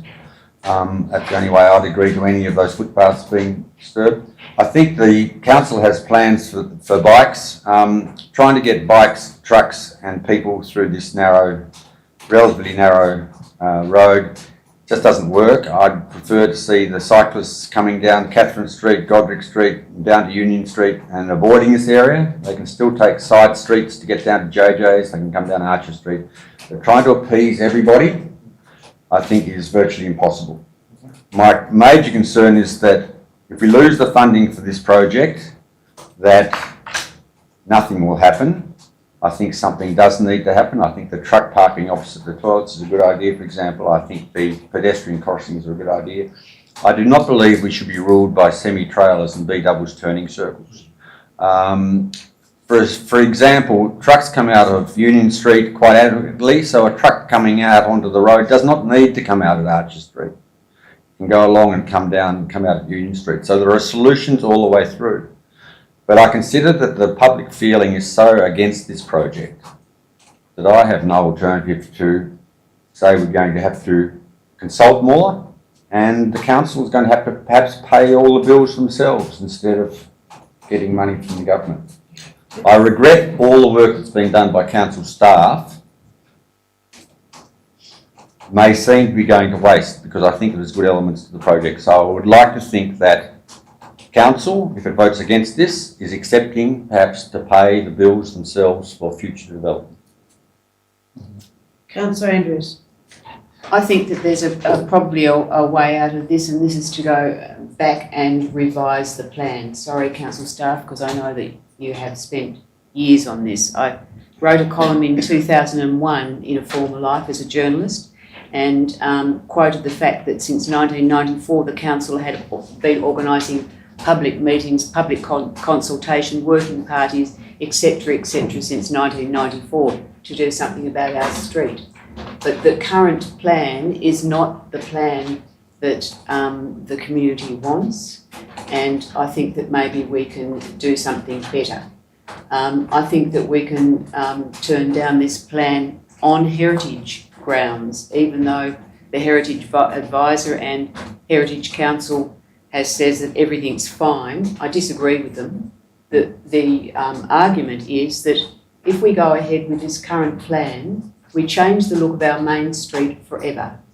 We change what Longford is known as a place of wide streets and old buildings, And if we do this, we change it forever. And that's a reason on heritage grounds to knock it back. So we've got some potential wording. We refuse it. All right, I'll put the recommendation. Which recommendation? That it goes back to review. So The first one. So you need a yes or no in the first instance. Sorry, through you, Madam Mayor. We do need to make it needs to either be approved or it needs to be refused. Well, we didn't have a seconder to approve. So I like to move that we're. Hang on. Hang on. Sorry. There's already a motion up here. No. Don't pass something, don't get. No. We had the recommendation was moved by one councillor, no seconder, so it lapsed. So now there's a recommendation that it be Somebody, his motion now. yes, no, that it get reviewed, not refused, get reviewed. Madam Mayor, it needs. But it needs to be refused. It needs to be accepted or refused. Accepted or refused. It wasn't even live. So the Councillor McCullough, do you wish to put refused instead of reviewed? Yes, and reviewed. Hang on. I'm not averse to better in the street, but not for the sake of just putting this stuff. That might be so. We're just interested in the wording of the actual recommendation. The recommendation be refused and taken back to council for further consultation, consideration, and talk to the local community. Councillor Adams, you were seconding that. Do you agree with that recommendation? Do you wish to stay the second? The recommendation be refused. Well, it's lapsed. The recommendation has lapsed. Yes, but this is another recommendation that you seconded. Yeah. That it be reviewed. Yeah. So, but it needs to be actually accepted or refused. If the recommendation be refused. Yes. The recommendation from the officers and from the planner is lapsed. It wasn't refused. Yes, so we actually need, we need a recommendation that either accepts it. Refused by default. Excuse me, Councillor McCullough. We need a recommendation that either refuses it or accepts it. Okay, so we say refuse. I see. I understand. Yes. So we say refuse. Okay. Because that's the way. That's the legislation. We actually have to pass it or refuse it. It's lapsed by. Excuse me. So what I'm asking now is Councillor Adams. Yes, a minute. I've got the reason. Excuse me. Councillor Adams, you seconded the initial motion that it be revised. Yep. Well, that's not an appropriate motion. It needs to be refused or accepted. So now this one's refusal, which Councillor McCullough has agreed to. Do you agree to be the seconder of that? Yeah. Okay. Right. So you can speak if you wish. Sorry. Councillor Adams. Councillor Adams. No. No, you're right. Councillor Andrews. You said you needed words, a reason. Yes. Why this is happening. So the words would be that we've refused it on heritage grounds, because if we go ahead with this particular proposal, it will change the landscape of our main street forever, and it's an historic main street. And Councillor Andrews, may I add that to my. Yeah, well, that's what what's Thank happening. you. That's what's happening. Thank Yes. Now, Councillor McCullough, did you wish to speak? Well, I want it noted on there that it was refused, that it was lapsed first, and then it had. No, that doesn't happen. It's just the way the Well, motion I think you're trying to suck me in. No, it's Okay, right. Councillor Brooks. Point of clarification, so the council's not about to appeal because. No, that's all I'm worried about. Right, so why do we need to, It's just sitting as a planning authority. Yes. yeah, so if we didn't do it, what would happen?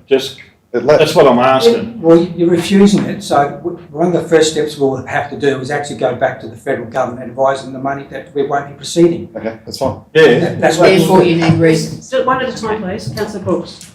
So that's answered the question then, so we don't really need to provide the reason, really. Well, we do them. I love the legislation. We're supposed to money. You're sitting as a planning authority. Okay, that's fine. So now, Councillor Brooks, you've had your. You're happy with Councillor Lambert. Within that, I think we need to be a little bit more specific on the affected parties. I don't want to see any group feel that they've missed out or not been included in that. Yes, so affected parties to me is not. Yeah, but enough. the reasons why we're refusing it have only got two, what do you call it, performance criteria that we can actually refuse. Yeah, no, I understand that, but we need to make sure that our recommendation is clear and that nobody misses out. Correct. So we've got some suggested wording. With all parties. who are the affected parties? I mean, we've got the Trucking Association who are here tonight. Well, all interested parties, not affected, all interested parties. Oh, well, the mover and seconder happy to have all interested parties? Yes. Right. Now, for the added grounds, the mover and the seconder, you're happy to have on heritage grounds because if it progresses, it will change the heritage streetscape forever. Correct. Yep. Right. Do we need to have the other ground at all? Look, in this context, I would probably, if it was someone else that could appeal the reason, I would want to refer it back to a particular clause and some wording in performance criteria, but we're not likely to be appealed, so I don't think that that's needing any extra work. You could put and impact the heritage values of the town. Sorry? You could put impact the heritage aspects of the town after Streetscape Forever. And suggested to put and Impact the heritage values of the town. After forever. Yeah, it's Township. sort of there already. Sorry, I think we need to have Impact, not effect. yeah, and it's a negative change we're talking. It's not just a change; it's a negative change. We've already said it, Councillor. That's all. All right. All right. I'm going to put I just want to ask one more question, one more clarifying question. We're now in November, the end of November. Two things. So we'll have to go back to the federal government and say that this is being refused on heritage grounds. What is the likelihood of retaining the money after that point? That's the first thing. And my second one, I forgot my second one. Now we'll go with that one first and I'll remember my second one. We'll ask the question, I believe will be minimal because they are looking to pull back as much funding as they can. And this project's been going since 2018, since we got the funding. We will endeavour to have the funding directed to another project, but we could lose the money. Okay. And my second question would be then, second comment would be, if we're going to be consulting with interested parties, we need to get onto that ASAP. And I don't know how we do that at this end of the year, get those people in the room to have that conversation, or what that process might look like. I think we need to look at the process. I would be surprised if it would be initiated this side of Christmas, to be quite honest. Councillor Andrew wishes to foreshadow a motion. I was just going to say if it might help if I could foreshadow another motion that that this revised that this review be actioned as quickly as possible with the thought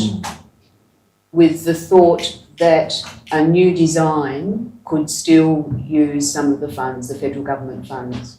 Can that be added to this motion and not change the motion? Oh, yeah, okay, yep. All right. Yep. Was the mover and seconder happy for that? I'd have to wait and see what it's worded like. Amended design, do you mean? No, a new design. Totally. Reviewed and reviewed, yeah, so you'd have to have a... So another. Yeah, if you can add that to the bottom of the other one. Like. Yeah. Yes.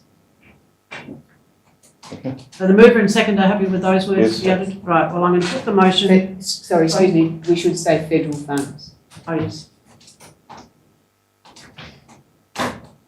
I'll put the recommendation. All those in... Can I just ask a question before we go further? We've got two problems either end of this piece of road we're talking about, Sticky Beaks Corner and Hill Street. Why can we not solve those problems with this money rather than do all the other stuff? So that's basically, I think, what the community wants. Yeah. That could be part of the review. That's right. Okay, I'm going to put the recommendation. All those in favour? Good luck with it. Okay. All those in favour? Aye. Against? I'm against. And Councillor Goss is against. The motion's carried. Right, let's get on to the last one, which is Planning 7, Part 5 Agreement, 15 Monastery Court, Longford. Mr. Gaudier. Yeah, thank you. So yes, this is a matter for requesting a review, Yes. an amendment to Part 5 Agreement. Background is that proposal for 5 multiple dwellings was proposed on an internal lot that had next to no frontage for wheelie bins, recycling and waste. At the time, the initial advice we had from Veolia, from their Cambridge office, was that they could collect on-site rubbish and recycling. And so we told the developer that up front. When it came to council, the council resolved to put it on the Part 5 agreement. Now that the development is finished, the strata manager is seeking to organise that with Veolia, and has been advised from their Strathern office that Veolia can only collect rubbish on site. They can't collect waste, recycling. Plus the other two, JJ Richards and Cleanaway, don't provide the service. So as it stands, they can only have rubbish collected on site by Veolia in accordance with their Part 5. They wouldn't be able to have recycling collected. So what would be needed for them to have recycling collected is a change to that Part 5, which would allow recycling to be collected in the street from council's provider. Councillor Brooks, you're moving a motion. No, I need a motion before you. I'll move that we discuss it. Is that what? No, move a motion, either this or something else. I want to ask a question. Yes, Yeah, you can why ask did someone else to questions, move, though, because I want to ask a question. I need a mover and a seconder of a motion, please. To clarify, yeah. Yeah, same. I'll second to get it going. So you're moving it? Yep. Councillor Adams, Councillor Andrews. Okay, now, Councillor Brooks. So how on earth can you collect rubbish exactly the same way you collect recycling, yet you're saying that they can't collect recycling? Can you explain that as to why? It's they just collect it the same way. Yeah, it's collected the same way and on site, so they use a rear lift truck for on site rather than the side lift that we have in the streets. Okay. So yeah, but they simply they don't drive out here to collect recycling. You know, obviously they've got different trucks, one for rubbish, one for recycling. They just don't drive out here with that truck for recycling on site. So they're collecting the waste with a rear lift rather than just drive in and collect five wheelie bins right beside the driveway. Yeah, so they collect on site in a smaller vehicle, which is the rear lift vehicle. Yeah. Councillor McCullough. What does the council contract say with Veolia about collecting stuff like that? So council contract is only collects from the street. Okay. They don't drive onto site, so it would This is specific to this particular plan. That's it. This specific one, the strata has to organise its own private collection on site. Any further? Councillor Goss. Is there room for the recycling to be collected from the street? Is there room for that? So there's the photos show the adjacent property, which has got some frontage. When they might have to extend somewhat down the street to get collected from the street. That's the owner's problem, isn't it? That's what. Well, at the moment they, with the Part 5, they wouldn't be able to have recycling collected. If you agree to change the Part 5, then recycling would go. Can be collected down the road. Councillor Goss is asking this question. So they have to put their recycle bins outside someone else's property. That's what you're saying? If you agree to this change. If we agree to this change. Okay. Have we spoken to the property next door, so if they want the bins there? No. Would you like them? Councillor Lambert. My question, next question. I'm sorry, yes, you go. Are we mandated, do we have to pick up the recycling, or can we not pick it up at all? And they don't have recycling, what I'm saying. That's right. Talking about 5 properties, do they have to have recycling? I mean, it's a shame, I know, but if they can't do it, and we can't do it, we don't want to put stuff outside of people's houses, that means they just can't have recycling. We're allowed to do that, we're not mandated to have recycling? I think we're not mandated. Someone might correct me, but I don't think. Not that we're off, we can just abide by what the conditions are on the property now. Okay, Councillor Lambert, you're next. I think part of my questions have been answered. So we're being held, well, not held to ransom, but kind of held to ransom. We were told one thing And we made a planning decision based on that, which was that we could get recycling and that collected. And now they've turned around and said we can't. As a planning authority, I suppose we are being held to ransom by the changing of a mind of a company. Now, I don't see that as good enough at all. And I see that this issue, if we're going to be going down this pathway of not allowing bins on sides of roads for whatever reasons, and then we make planning decisions based around that, and then a third party says, yeah, we can do that. Oh, no, we can't do that now. Where does that put us as a planning authority? We're making, relevant decisions here about people's amenity, and now it's come back for this. This surely has happened in other communities, I'd imagine, but surely they've got a truck that they can bring out. They've committed to this, and we made our planning decision based on this. I just find this astounding that we're in this position. And given the fact that we know, what have we got, 3 bins in some areas, or 2 to 3 bins in some areas, that as time goes by and when developments come up with multiple units, etc., internal blocks or whatever it might be, we're going to continue to face this problem. So how do we solve this? Is this something that we need to take to the local government association? I'm talking about on a bigger level here, because this is it's unfair to all. A question that we can move. But it's unfair to the people who may be going to have the bins outside their house. If they haven't been consulted, they probably should have been consulted before this. Madam Mayor, they're not going to say yes. Well, I wouldn't. But, but in the day, council can stick by the agreements in place now, and there won't be any recycle service provided at this stage or FOGO service provided. And if the opportunity arises in the future, the people that service that strata title, if their situation changes, they'll have to provide those services in the future. But if we go down this path tonight, then there will be the opportunity for them to have recycling, but the downside is it'll be on someone else's footpath or street frontage. Councillor Archer. This situation's occurred in other places in Longford. I know in Wellington Street there's sometimes 20 bins parked outside someone else's place. As we all agree, it's a planning disaster. I mean, basically, I think we've got to stick with decision, and if they don't get recycling, well, at the moment, they either don't separate or they put it outside someone's house, and somehow it's going to have to be an issue that the GAP takes notice of. But I think we made the decision in good faith, and we should have it. Councillor Andrews. No, it's been said. Thanks. Been said. Councillor Terrett. Just with apartments and multi-occupancy places, many other councils use dumpsters, and whether the older would provide dumpster service for multiple premises places, and that's often the case in cities where high-density areas are.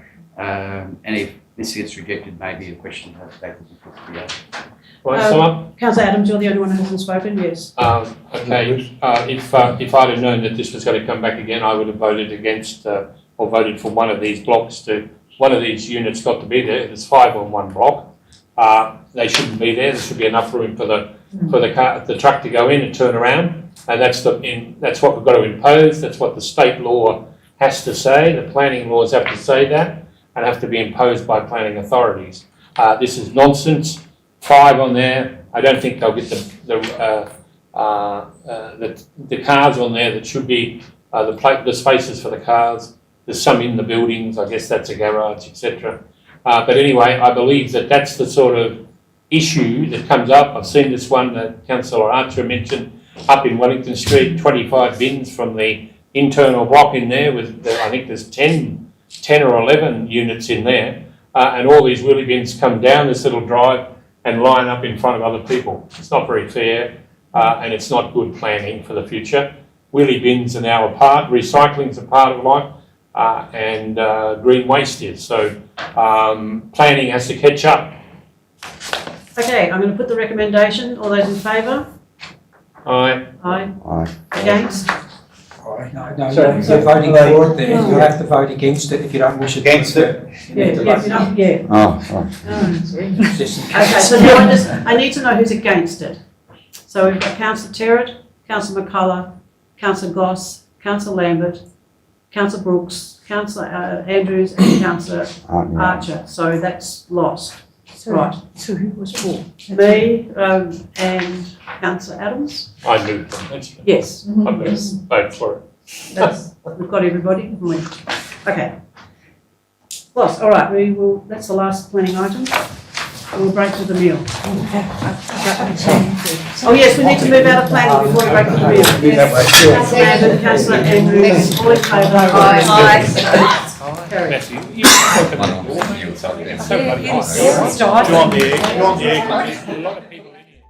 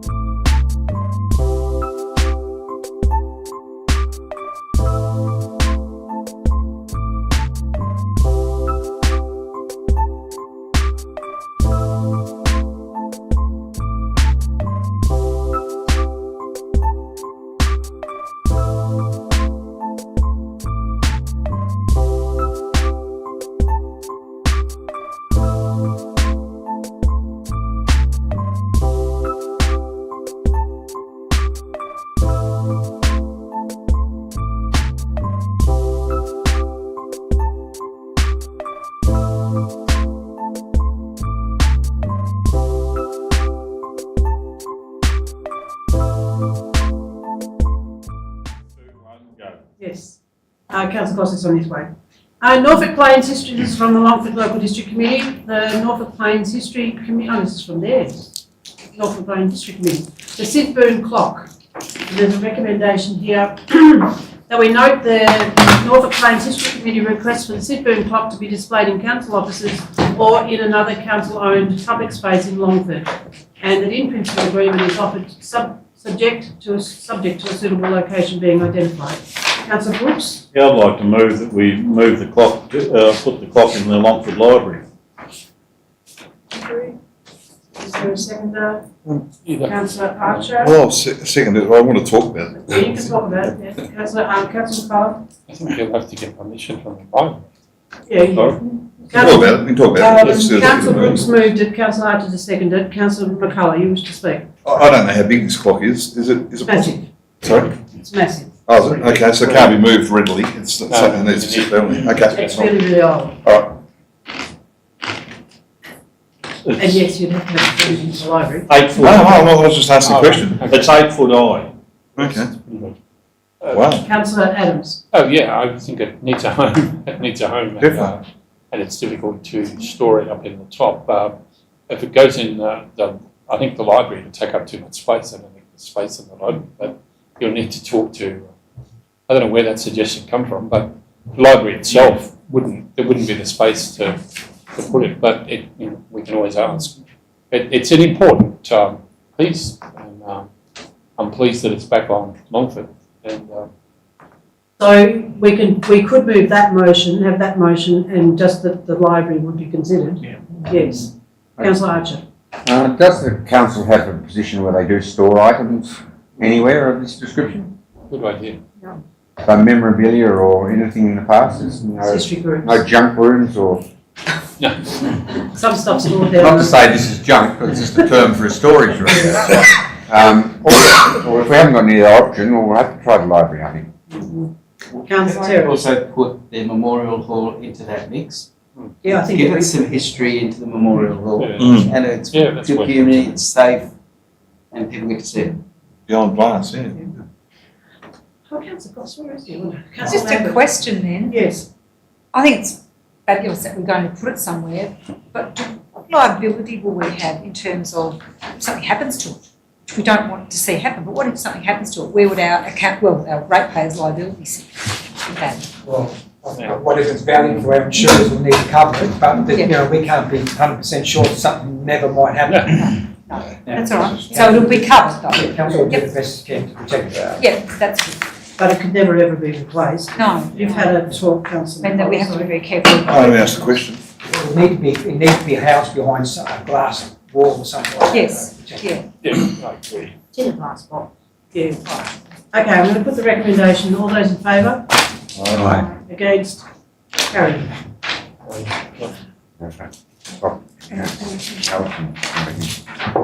Sorry? I think there's a number of where we're up to. Yeah, Yes, 7.3 now. 24. Page 23. Top number, it's not number, by the way. So yeah. 21, 22. Next one. 27. Public transport. That's it. Memorial Hall. Yeah, Finished. yeah, just done that. We just finished. Longford Memorial Meeting, Longford Memorial Hall Meeting Room for local district committee meetings. Yes. Okay, there's a recommendation there that the council notes the request, which is an operational matter. Like we discussed earlier tonight. So can I have a mover and a second? Councillor Terry and Councillor McLeod. No discussion. I'll put the recommendation. All those in favour? Aye. Against? Carried. Now, 7.3, Perth Local District Committee, they have a recommendation around the banner poles. The council notes the request of the Perth Local District Committee for banner poles to be placed, for banners to be placed on the poles all year round, and the Christmas banners be placed as soon as possible. Councillor Lambert and Councillor Adams. No discussion. I'll put the recommendation. All those in favour? Aye. Against? Carried. The next one is public transport from the Perth Local District Committee, and the officer recommendation is that their recommendation in relation to future planning for the provision of public transport being noted. Councillor Terrett and Councillor McCullough. All those in favour? Against? Carried. They have a recommendation around the shade sales at playground, and there's an officer recommendation actually stating that the fabrication of the structure that they're keen to have is in progress. Yeah, Councillor Lambert, Councillor McCullough, all those in favour? Aye. Oh yes, Just Councillor a quick question. Yes. Seacombe Park, Street Park, is there any possibility of looking to put a shade over the play equipment? And the tree's going to take ages. I know we're putting another shade up, and I know we've been there, but can we look at what a costing that type of costing or something for a further report would be brought back to council in relation to that? This is what we're talking about. Yeah, but also to make sure that comes back. It didn't happen last time. But the structure's already being built. Yeah, but that's not over the play equipment, that's separate to... I thought we put it in the budget.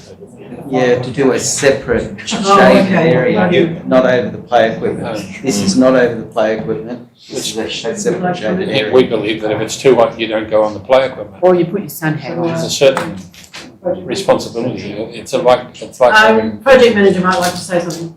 So the shade structure is going beside the playground, not over the play equipment, just be mindful of shade structure over the play equipment due to the height of it. Would need to be an additional 2.5 metres to make sure that people can't climb off the play equipment and reach the shade structure. That would make it quite a considerable shade sail structure itself. So the cost of that would need to be considered in that. So the shade structure has got some solid panels, has got some shade within itself.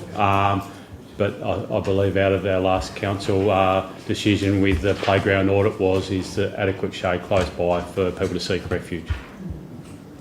Okay, I'll put that recommendation. All those in favour? Aye. Against? Carried. Provision of the public shower facility at Charles Berryman Reserve. And the officer's recommendation is that the future provision of public shower facilities at the Charles Berryman Reserve in Perth be considered as part of the investigation currently underway. Advice to be provided to the committee. Councillor Lambert, you're moving the recommendation. Yes. Councillor Adams. And can I just ask when that investigation will be ready for council? Will it come back to council? When it's ready, will come back to council. I don't have a timeline on it at the moment, but it will come back to council. Okay, I'll put the recommendation. All those in favour? Aye. Against? Carried.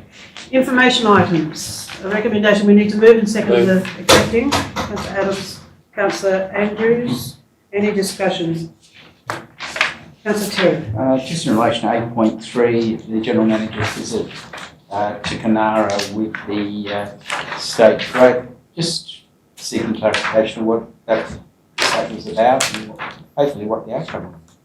Well, there is no outcome at this stage, and I wasn't able to actually get to that meeting in the end.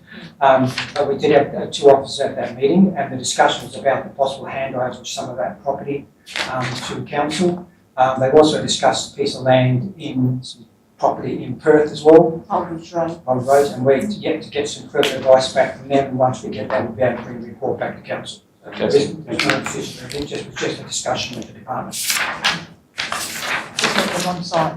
Yeah. Have a look. No other questions about the information on Councillor Brooks? Just the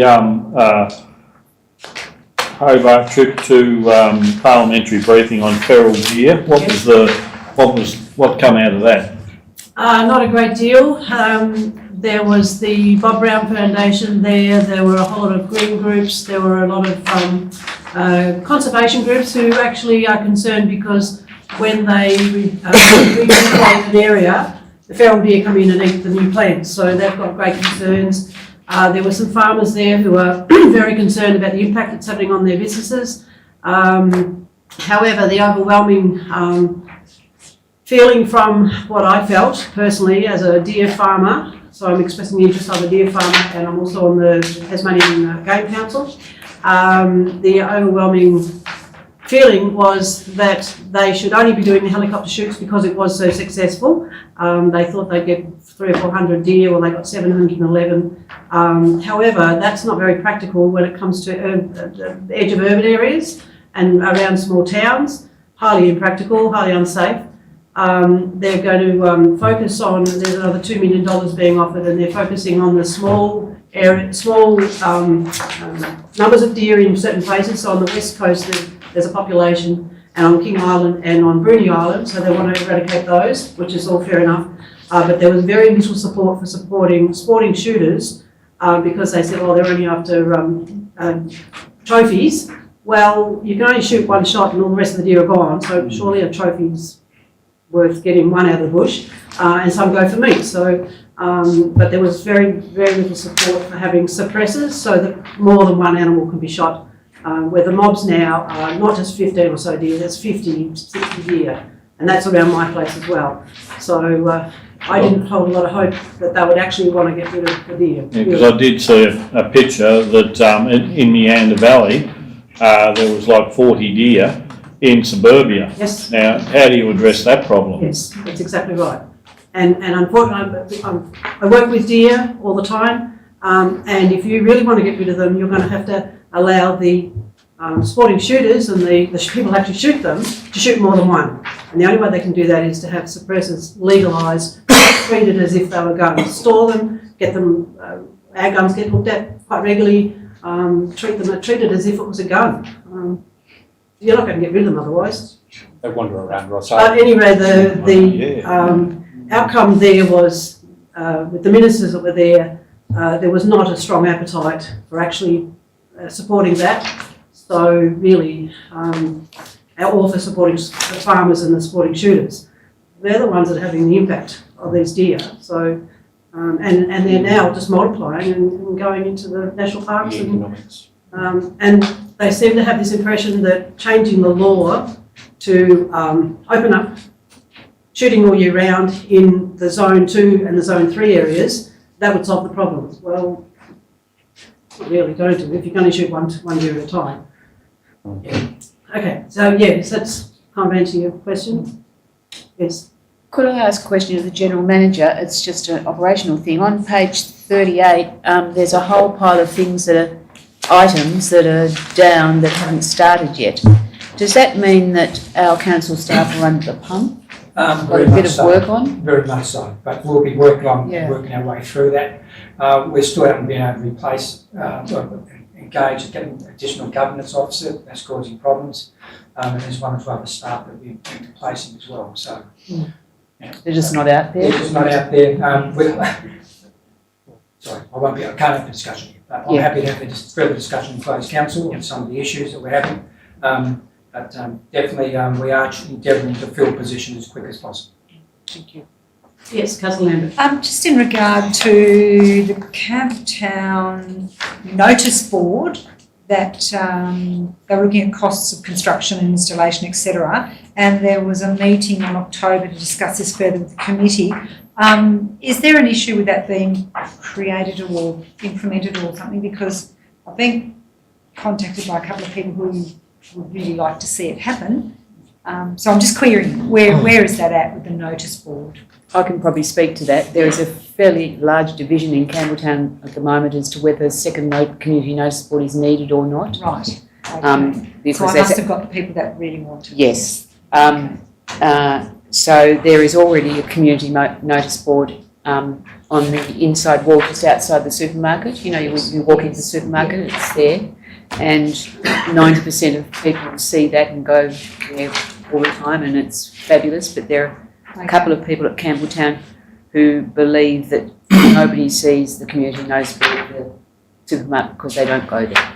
Right. So they want a second one. Okay. So I'll just watch. Where they're proposing the other one to be. Valentine's? They don't know. Not quite sure. Don't. It says Valentine's Park here, so that's not. That's a That's suggestion. a tourist, really. Anyway, thank you. Travelling. Councillor McCullough. Item 8.111.3, the hedge at Evandale, wasn't that supposed to be on tonight sometime? Closed council, okay, thank you. Right, cheers.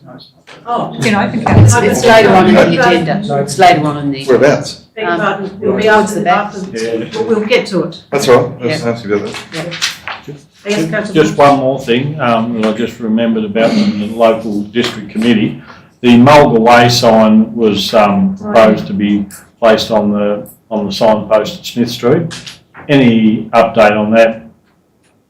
I'd have to follow up with the manager. They did ask a couple of meetings back about it. I did speak to the works manager a good while ago, and he said he hadn't ordered it. So I was wondering if he has ordered it now, like it was a good few weeks ago. Wouldn't have thought it was a lot of cost. No. Okay, I'll put the motion that we accept the information report, the information items. All those in favour? Aye. Against? Carried. And now we're up to 13.1, community development reports. 277.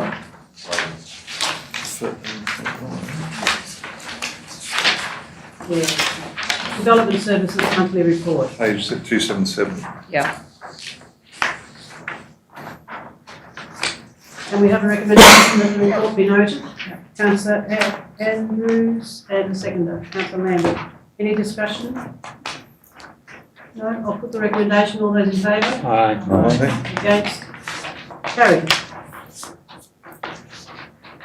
13.2 is the draft Land Use Planning and Approvals Development Assessment Panel Amendment Bill 2024.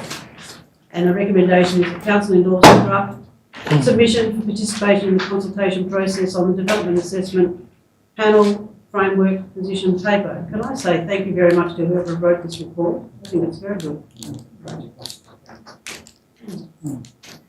Okay, we need a mover and a second first, then you can discuss it. Councillor Adams and Councillor Andrews.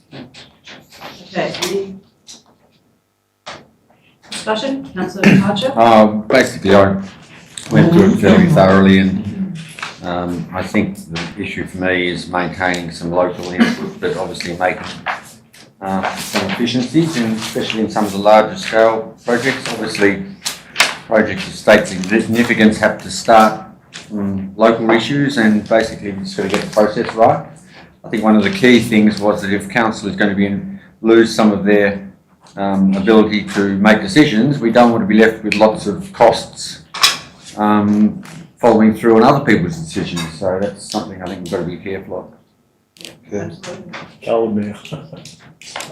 I'm going to put the record. You want to say? Well, I just think that it's it's fraught with danger. Otherwise, this issue that run to the minister when the developer doesn't get his project up, they run to the minister, and then you've got a political process going on. That'll be at the loss to local government and the loss to input of the local communities. They won't get any say in that.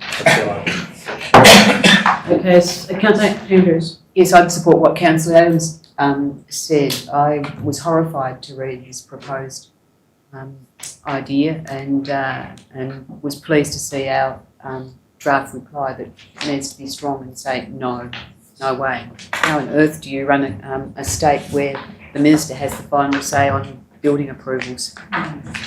Councillor Goss. Just about the mentioned a few times in the report and in the paper that about the costs it's going to put onto council and impose onto us. Could General Manager give us some kind of estimate what that will mean? Is that put it? Is it a really big amount it might be, or is it you don't know how big is a piece of string is? No, how long is a piece of string? But it will be considerable cost, you would think? Well, it depends what the issues are, with regards to establishing these committees and that. I don't know if Mr. Gotti have anything to add to this, or? Yeah, I mean, I don't think there are numbers to put to it, but it will depend on the nature and the scale of what's being proposed, I think. Okay, I'll put the recommendation. All those in favour? Aye. Against? We have no governance report, so now we move on to the monthly financial report. Ms. Brookman. Yeah, I've lost myself on the computer, but just in section 3 there, or section 4, I've just listed some work in progress budgets brought forward, so they're just to be noted that they've come in from last year, that was work in progress. Just changes our overall capital figures. So there is a Recommendation that we receive and note the report and authorise the budget alterations. Moved. Councillor Adams, second. Councillor Andrews. Any discussion? I'll put the recommendation. All those in favour?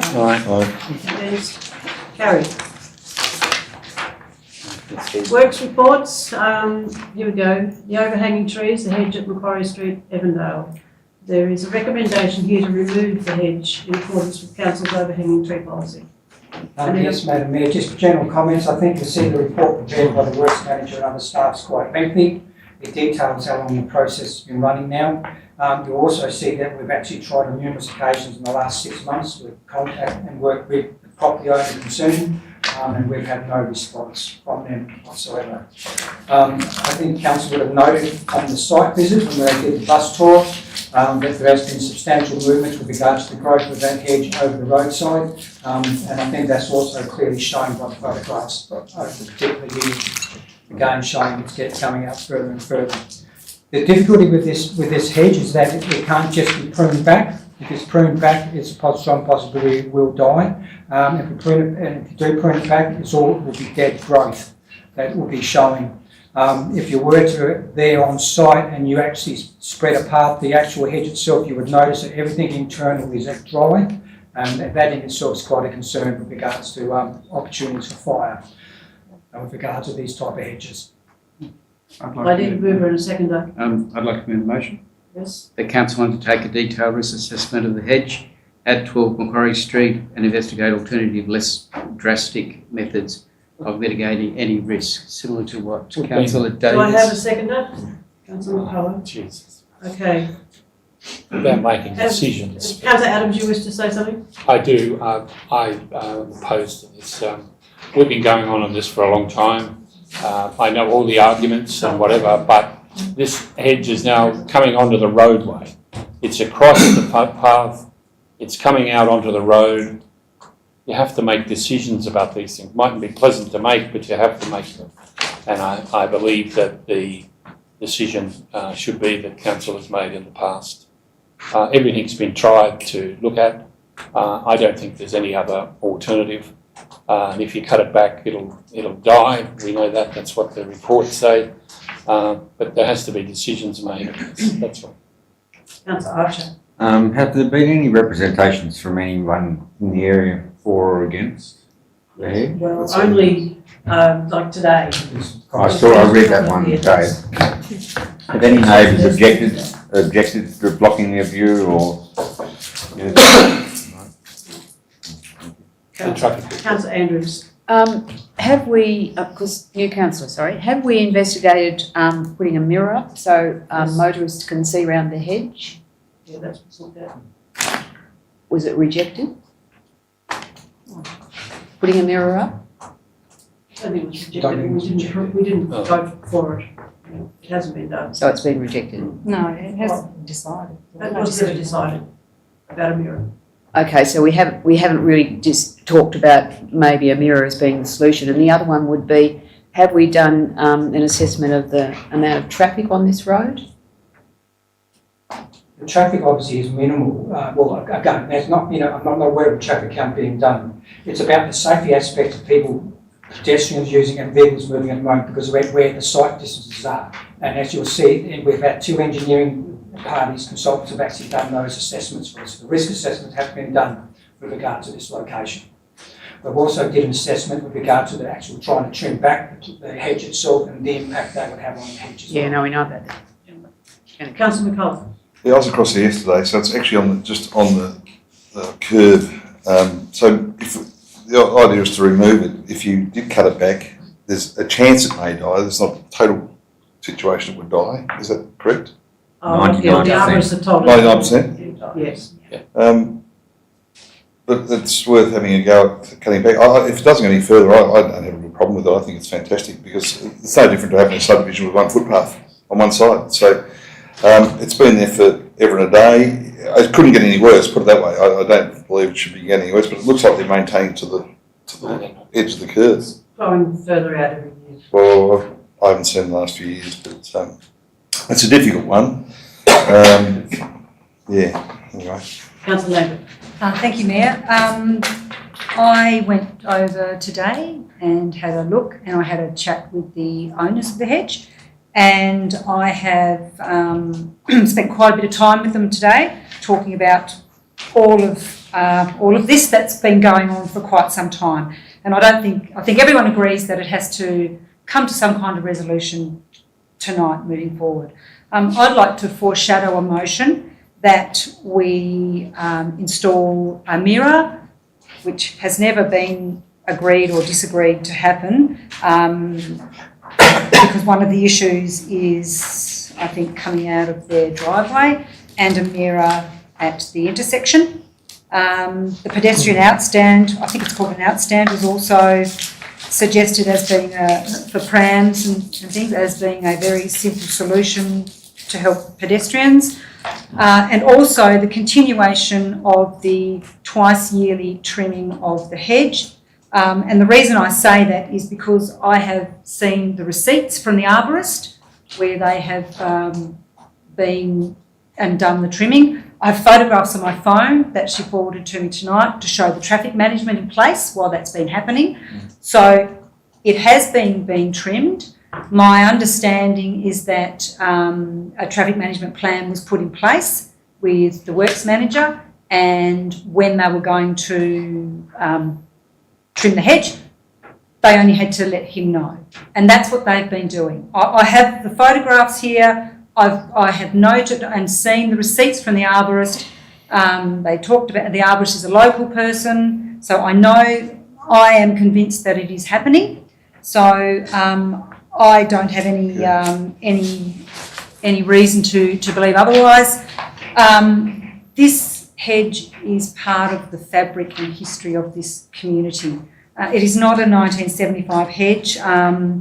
The owners were telling me that they had been sent photographs of the hedge and people playing in it a lot longer than 1975, and it was apparently planted as part of a parish hedge. So it has a long history to it. I can't support the cutting down of that hedge. I think it will degrade the beautiful community of Evandale. I know that there are people who have got petitions ready to go if that decision's made tonight to lobby the community. I'm not saying that's no threat or anything, that's just a fact. They're the things that are happening. So I would like to foreshadow that motion, but I suppose with that I also need to rescind the other motion. Can I just ask the mover and the seconder of the first motion, would you consider holding this over until the works manager is here and No. the person who's actually undertaken? No, I think the fact that Councillor Lambert has been involved in this for many years, and it's a very sound motion, I'm happy to withdraw my motion to allow Councillor Lambert's motion to be put up. Sorry, Madam Mayor, it's about some accuracy of the information that Councillor Lambert's been provided though. I think that's where we need the opportunity for the works manager to actually be here to actually provide some advice with regards to what's actually been occurring on site. Yep, I'm happy to show the photos. I don't doubt. Yeah, no, I know, but I'm just saying. But the issue with regards to traffic management. I saw the documentation, I've seen the letters, I've seen everything today. I don't think traffic management is as being suggested. So we need the works manager to be able to provide response to that. He's actually responsible for that area.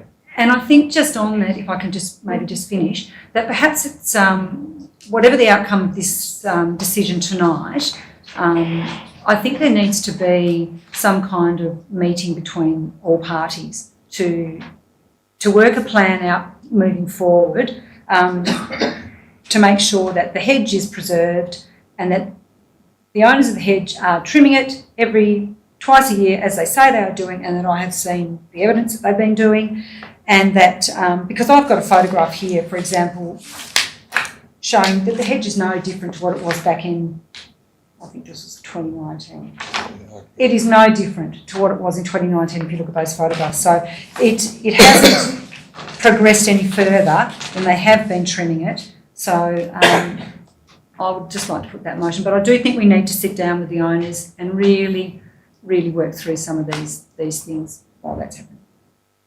So you don't think it's sort of best to go to a workshop and discuss these, installing of a mirror, discuss all the options? I think we've discussed it enough. I'm happy to put the motion and just let the room decide. And I'm confident that that motion. Mover and seconder are happy to withdraw the first motion? Yes, but as long as the cost of the mirrors comes at the expense of the owner. Yes, I agree with that. And So I think it's a really good hedge. I love what Councillor Lambert said, because I went and had a look at it, and I don't think it's encroached either. So put that at the back. But those costs need to come from the owner. And the outstand as well. And the biannual trims need to be reported officially. So we've got the mover and the seconder. Okay, Councillor Brooks. Yeah, I'd like to install the mirror and drive at owner's expense. Now, if the owners are happy to pay for that, all good and well. I very much doubt they will be once they get the cost, because we couldn't negotiate with them over this amount of years. But I'll give them the benefit of the doubt, and I will support the motion now if we've got the owner's expense.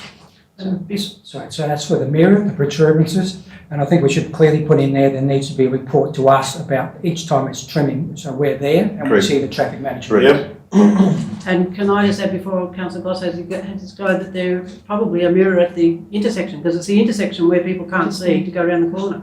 I went through the intersection today, Mayor. There's no issue. I had no issues with sight lines. In fact, I would go so far as to say the fence on the opposite side of them created more of a hazard, visual hazard, than the hedge does. Because where the hedge is set right, it's set right back. So in terms of that corner, I had no issue with sight lines whatsoever. Councillor Goss.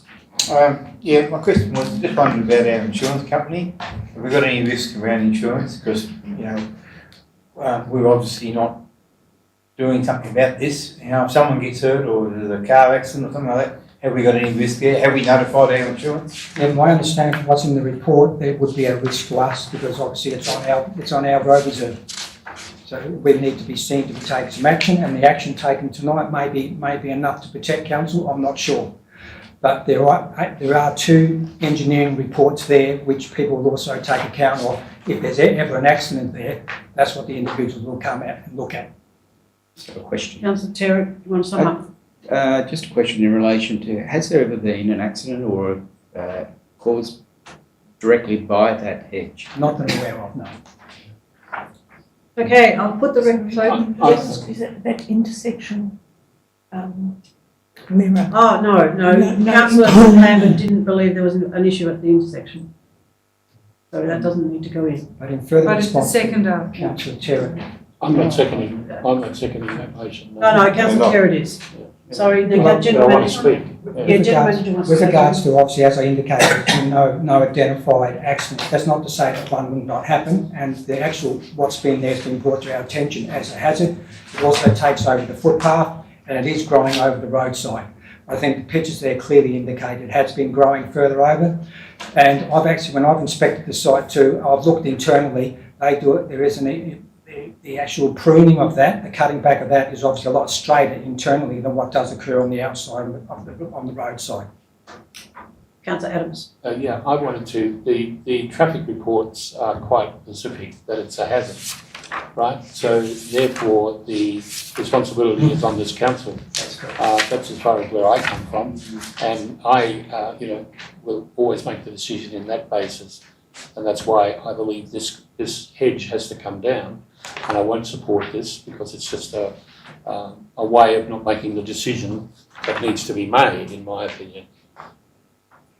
Okay, I'll put the recommend. Can I sum up, Mayor? Yes, you can. Yep. Yes. I think these small mitigation processes that we put in place here will be enough to satisfy what the issues are here. And I would also like to reiterate that there have been subsequent owners of that house up until the point that these people are bearing the brunt of many years of that hedge being left as it is, trimmed, and being allowed to grow, to many other councils as well have allowed that to happen. And, these people are now bearing the brunt of that progression of time where those things have been allowed to happen. And I do believe that the mirror will sort out these issues. And as I said, I had seen the evidence of the arborists' receipts, and I have pictures here that show clearly traffic management on the outside where it is being trimmed. So, and I'm more than happy to share those. So, I think we are doing our due diligence here by providing this option to allow this to happen. Okay, I'll put the recommendation. All those in favour? Aye. Against? Aye. I'm against. I'm against. Councillor Adams, Councillor Goss and myself, the motion's carried.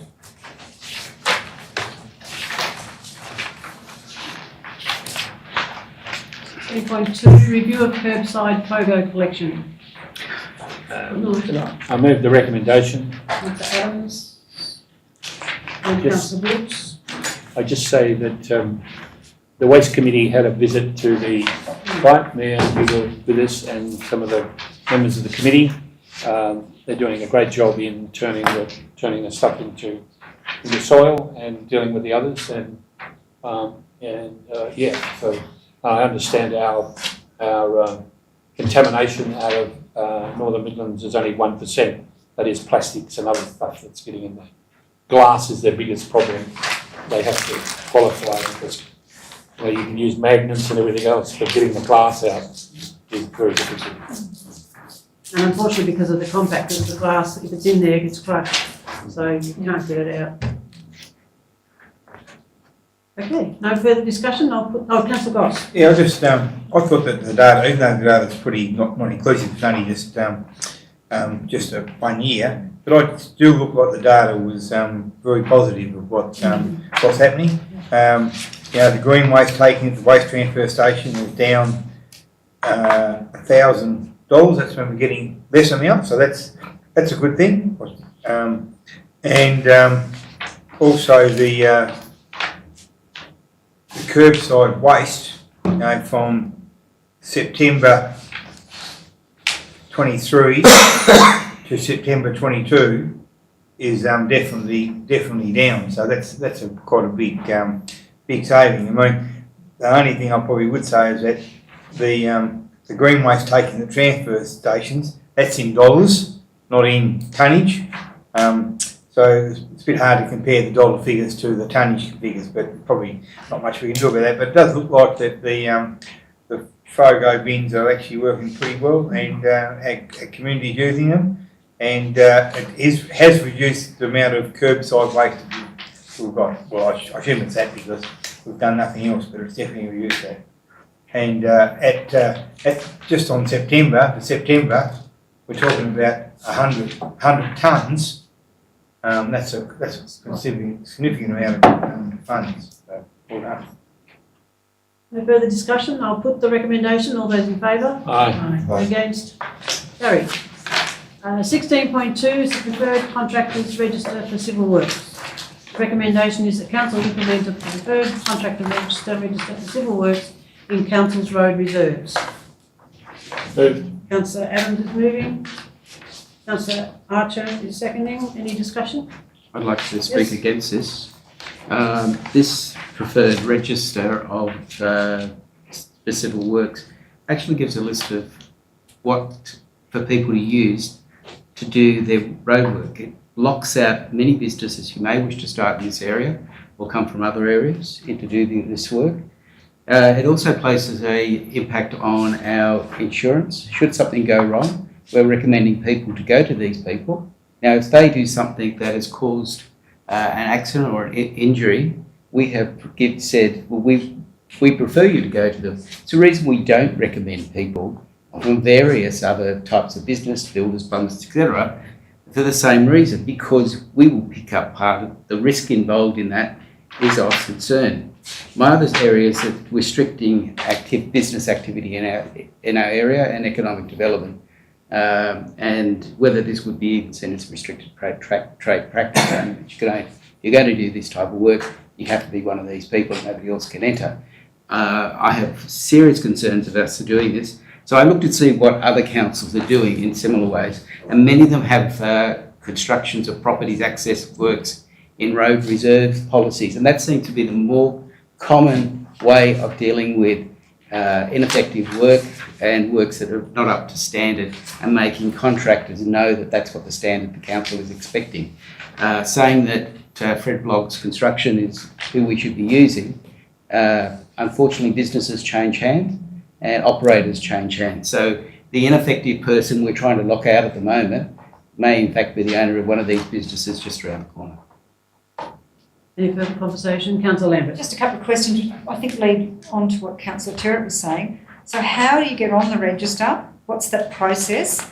And if we want to get someone off the register for whatever reasons, how do we do that? What's that process? Well, we'll have to have a process where we identify that they meet all our requirements with regards to they need to have a full understanding of what the construction requirements are for footpaths, driveways, and they do exist specifications.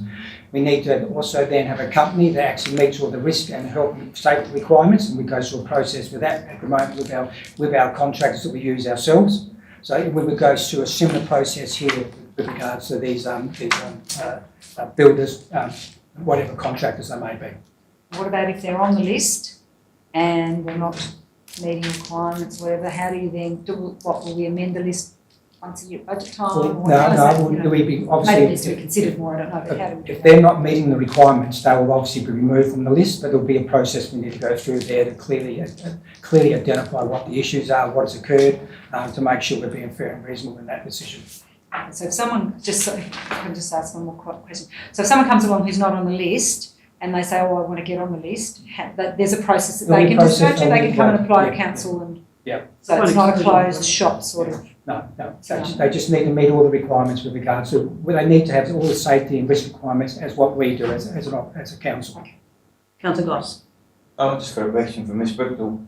The system Ms. Brickdale has been using with the list, how long have you been using that for? And has it been effective? Using the contractors register, how many years? We haven't had a preferred contractor Before? This will be a new process. Oh, I thought we had something before, so No. nothing.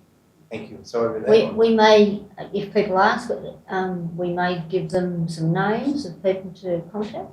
But no, certainly haven't had a list to issue to. Sorry, you may be thinking about preferred contractors list, say for footpaths. We have 2 or 3 companies that we use. I think under the annual tenders. Annual tenders there for those. That may be what. But that's for our own works, not for private people. Councillor Archer. Because someone who owns quite a bit of road frontage and has some particular issues with hedges and chemicals and things like that, I think it's a good idea. There may be a negative or two there, but I think it's worthwhile trying, as long as people have the ability to get on it, if they provide a good reference of work they've done before. And again, if people don't perform properly and we remove them, I think it's worth trialling at least for a while. The motion. Councillor Adams, yes, can sum up, yes. Yeah, this is a practice that you've in many places and many companies, many organisations and government business enterprises, etc. So I think it doesn't stop people getting on. We don't want to stop people getting on. It's about it's not about exclusion. It's about getting people that have the responsibility. You get one guy with a truck and an axe, and he's a contractor, and he's out there, and the truck's bald tyres and everything else. These are the issues that you come across that you don't want to end up on these lists or doing the work. All right, I'm going to put the recommendation. All those in favour? Aye. Against? Aye. Councillor Terrett, who else is against? Councillor Brooks. And Councillor McCullough. The motion's carried. Okay, we're going to be moving into closed council now, so we ask everybody to leave. And this won't be recorded.